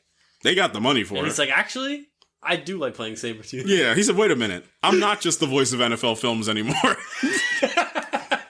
Bring back X-Men Origins Deadpool. Dog, that's... He just sneaks off for a second. Like, when the multiverse is collapsing, he just sees him, he just murders him real quick.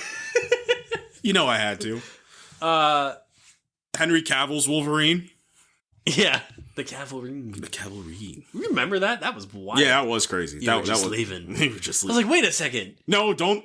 They got to get the guy from the Saturday Night movie to play Wolverine. He's like 5'4". I was like, wait, Henry Cavill maybe should just be Wolverine, No, actually. you know what? I was like, hold on. Jennifer Lawrence back. She's never doing it. You know what? If you could convince her that she wouldn't have to put the makeup on. No, put her in the white suit. Put her in the white suit. I still, because isn't there some movie that isn't listed that's in between Secret Wars and and Doomsday and Secret Wars, Oh, I don't know. which should just be the next Deadpool and Wolverine movie? I don't know. Bring back Andy Serkis as Claw. Okay. I mean, he's dead, but... In between now and when Doomsday comes out, we need to do an episode of like the best pairings that could come of this, Sure. and like, Haley Atwell's in this movie, right? yeah, her agent accidentally leaked Said it. which She's means going to be... Oh, is she going to be Captain Carter? Of course she's going to be Captain Carter. The MCU has a hard-on for Captain Carter. I don't understand. Oh, you know who would be a cool character to show up in live action? Kahori. That would be fun. I can genuinely see them doing that. You know who wouldn't be a cool character to see in live action? The bird creature of Darcy Lewis and Howard the Duck. Nope. We're actually good on that. Gaia? Whiplash? Gaia? Whiplash? Whiplash and Gaia somehow teaming up? Because they were in that one facility in Russia? With Justin Hammer. Man, I really wish also Samuel L. Jackson, no if and or buts gonna be in this movie. Even when he's out. Even when I'm out, I'm in. He's in. Remember when I fought all those scrolls? Oh, you know what would be an incredible bit? Imagine the X-Men get to him and they're just like, who are you, Nick Fury? And they were like, we thought Nick Fury was white. Him linking up with Rhodey again after Secret Invasion would just be hilarious. Which one are you? Remember when we fought all those scrolls? That was wild. That what was a wild crazy. time. The MCU just forgot about the scrolls. No, Daredevil Born Again thought about the scrolls. Never mind. Yeah, the Turk Barrett stand-in. Come on, man. He had a sad arc. He did have a sad arc. Interesting that you didn't throw any Eternals in there. I know what's happening. Oh, how did I leave out Arishem? You know what's the worst part about you saying that? There's not a 0% chance that he could show up, which pisses me off. Maybe that's what he does. Maybe Doom takes out the Celestials to get his powers.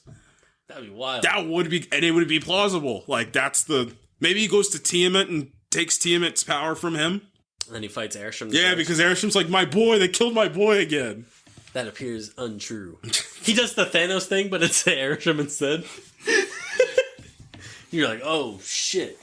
Kumail Nanjiani is Kingo, the main character of Avengers Secret Wars. Yeah, no Eternals. I know they're never coming back. Besides Dane Whitman, I think they'll get him in something. Shit, he might not even come back at this point.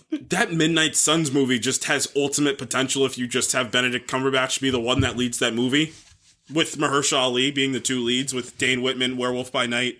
Who else? The Punisher. We were like, just find a way to get the Punisher there because it would be absolutely hilarious. The Punisher should be in Avengers. In the War Machine armor. No, he's just the Punisher. What are you gonna do over there? What do you do? Somebody's just like, what are you gonna do with that gun? Well, what do you do? What do you do? I do not have time for your candy ass hero shit. Nobody asked you. I specifically didn't say Daredevil on purpose. I do not think he's gonna be in these movies. Nobody asked you, Frank. Just Punisher squaring up with Thor would just be funny. He just points the gun at Thor. Thor's like, this guy for real? Thor just bends it. Nah, man, that was my favorite. That was my favorite AR-15. Now I have to bring out my second favorite AR-15. I have to bring out my shotgun. Bends the shotguns. This sucks, man. Aha, this is an adamantium shotgun. Oh, okay. I'll give you 3 characters that are new that can be in this movie. That would make a lot of sense. Yes, new characters. Hyperion. Ooh.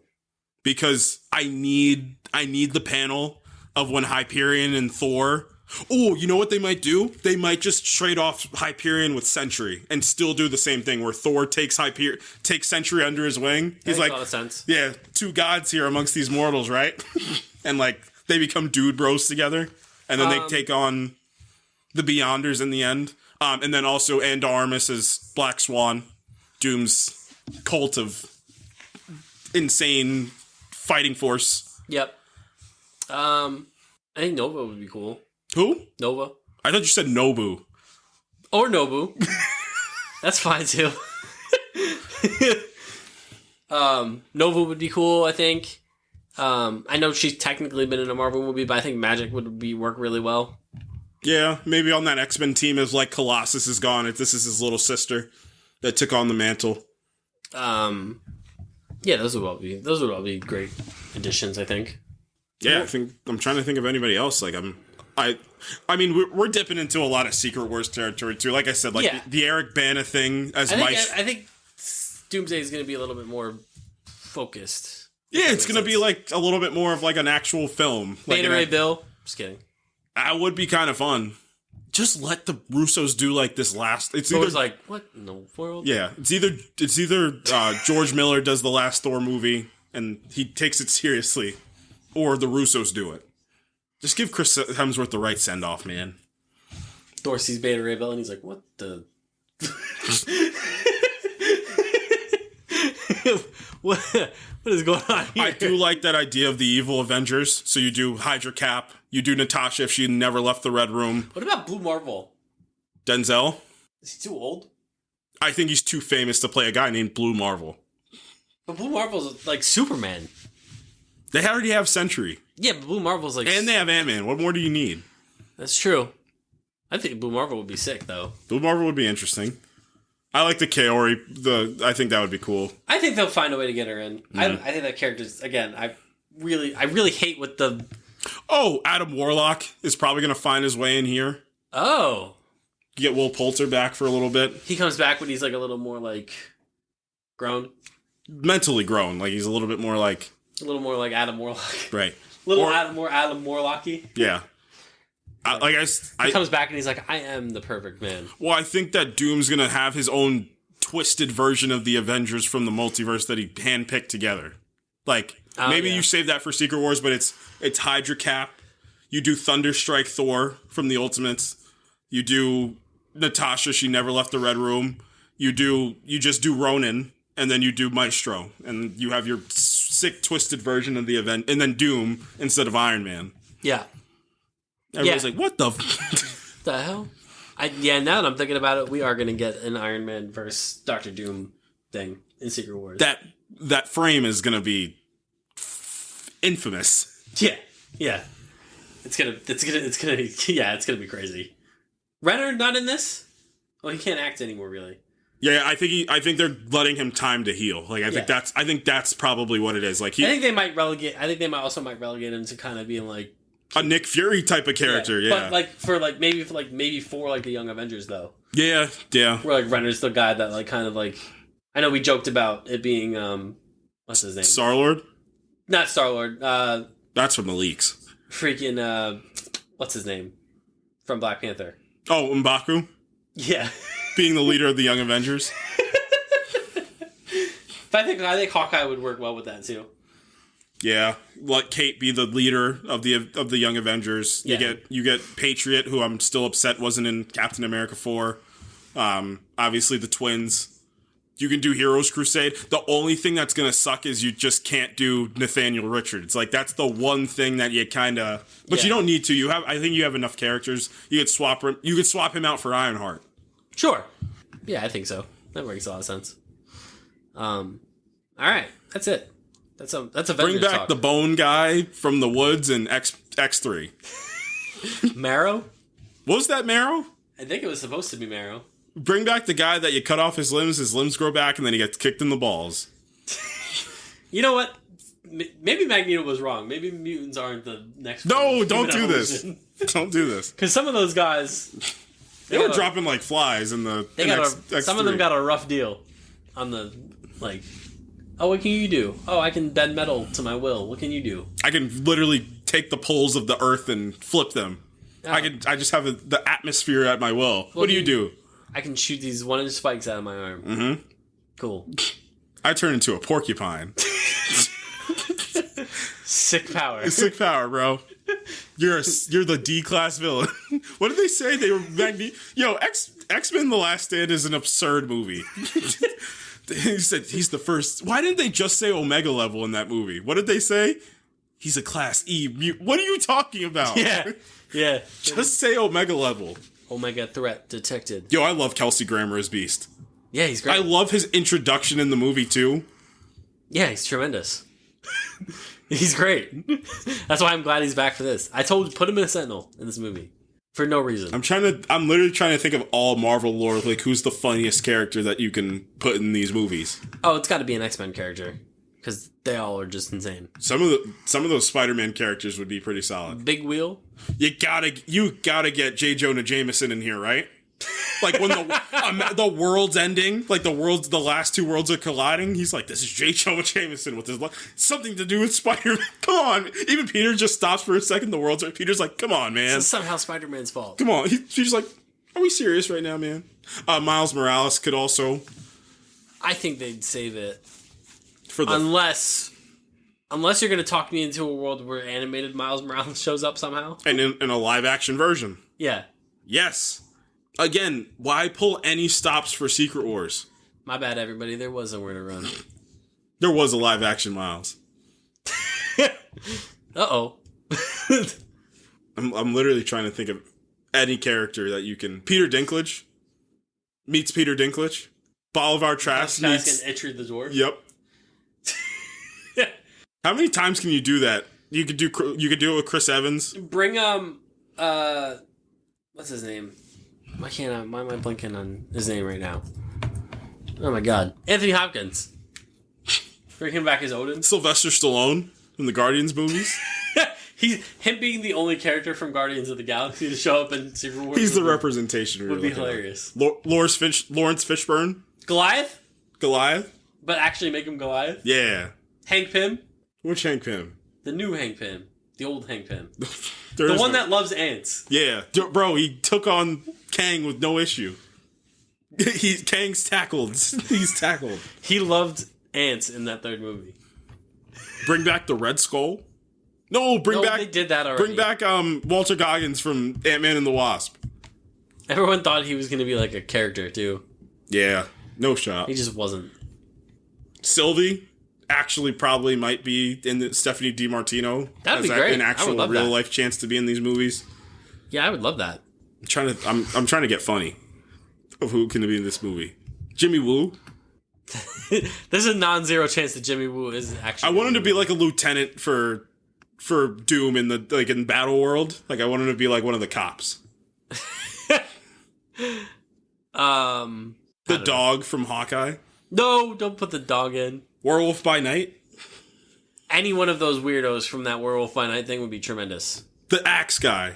The Scottish guy. Yep. He'd be good. Nobody from Thor: Love and Thunder. Nah. Keep that away. I can't believe they wasted Emilia Clarke. Because genuinely, I really think they wanted her to be one of the focal points for this thing. And then they were like, wait, did we just waste one of the greatest television actors of all time? And they were like, I think we did, man. I think we did. What a joke. What a joke. Peacemaker. What a joke. Put the Punisher in Secret Wars. Find a way. Morph? Morph would be cool. Morph would be an issue. Echo? Nah. I'm telling you, there's a subplot in this movie and in the next movie that would be incredible. If you know anything about the early days... Incredibles? No. But I'm getting there. The Incredibles adjacent. There's a subplot. It's not a subplot. It's just a thing where Agatha Harkness watches Franklin. It's just Franklin Richards' babysitter. That would be one of the funniest subplots that we can get. She's already babysitting. Who? Wiccan. Wiccan's with the Young Avengers. He's fine. He's a teenager. He's with Agatha Harkness. No, he's good. They're looking for. Don't tell me that on Battle World, just you get Catherine Hahn for 30 seconds to be their babysitter. That'd be pretty good. She's a ghost now. Not in Battle World. You can be whatever you want in Battle World. You can be whatever you want. Jasper Sitwell will return in No. He got thrown out of a car by the Winter Soldier. He did. Bucky was really a menace back in the day. He was, yeah.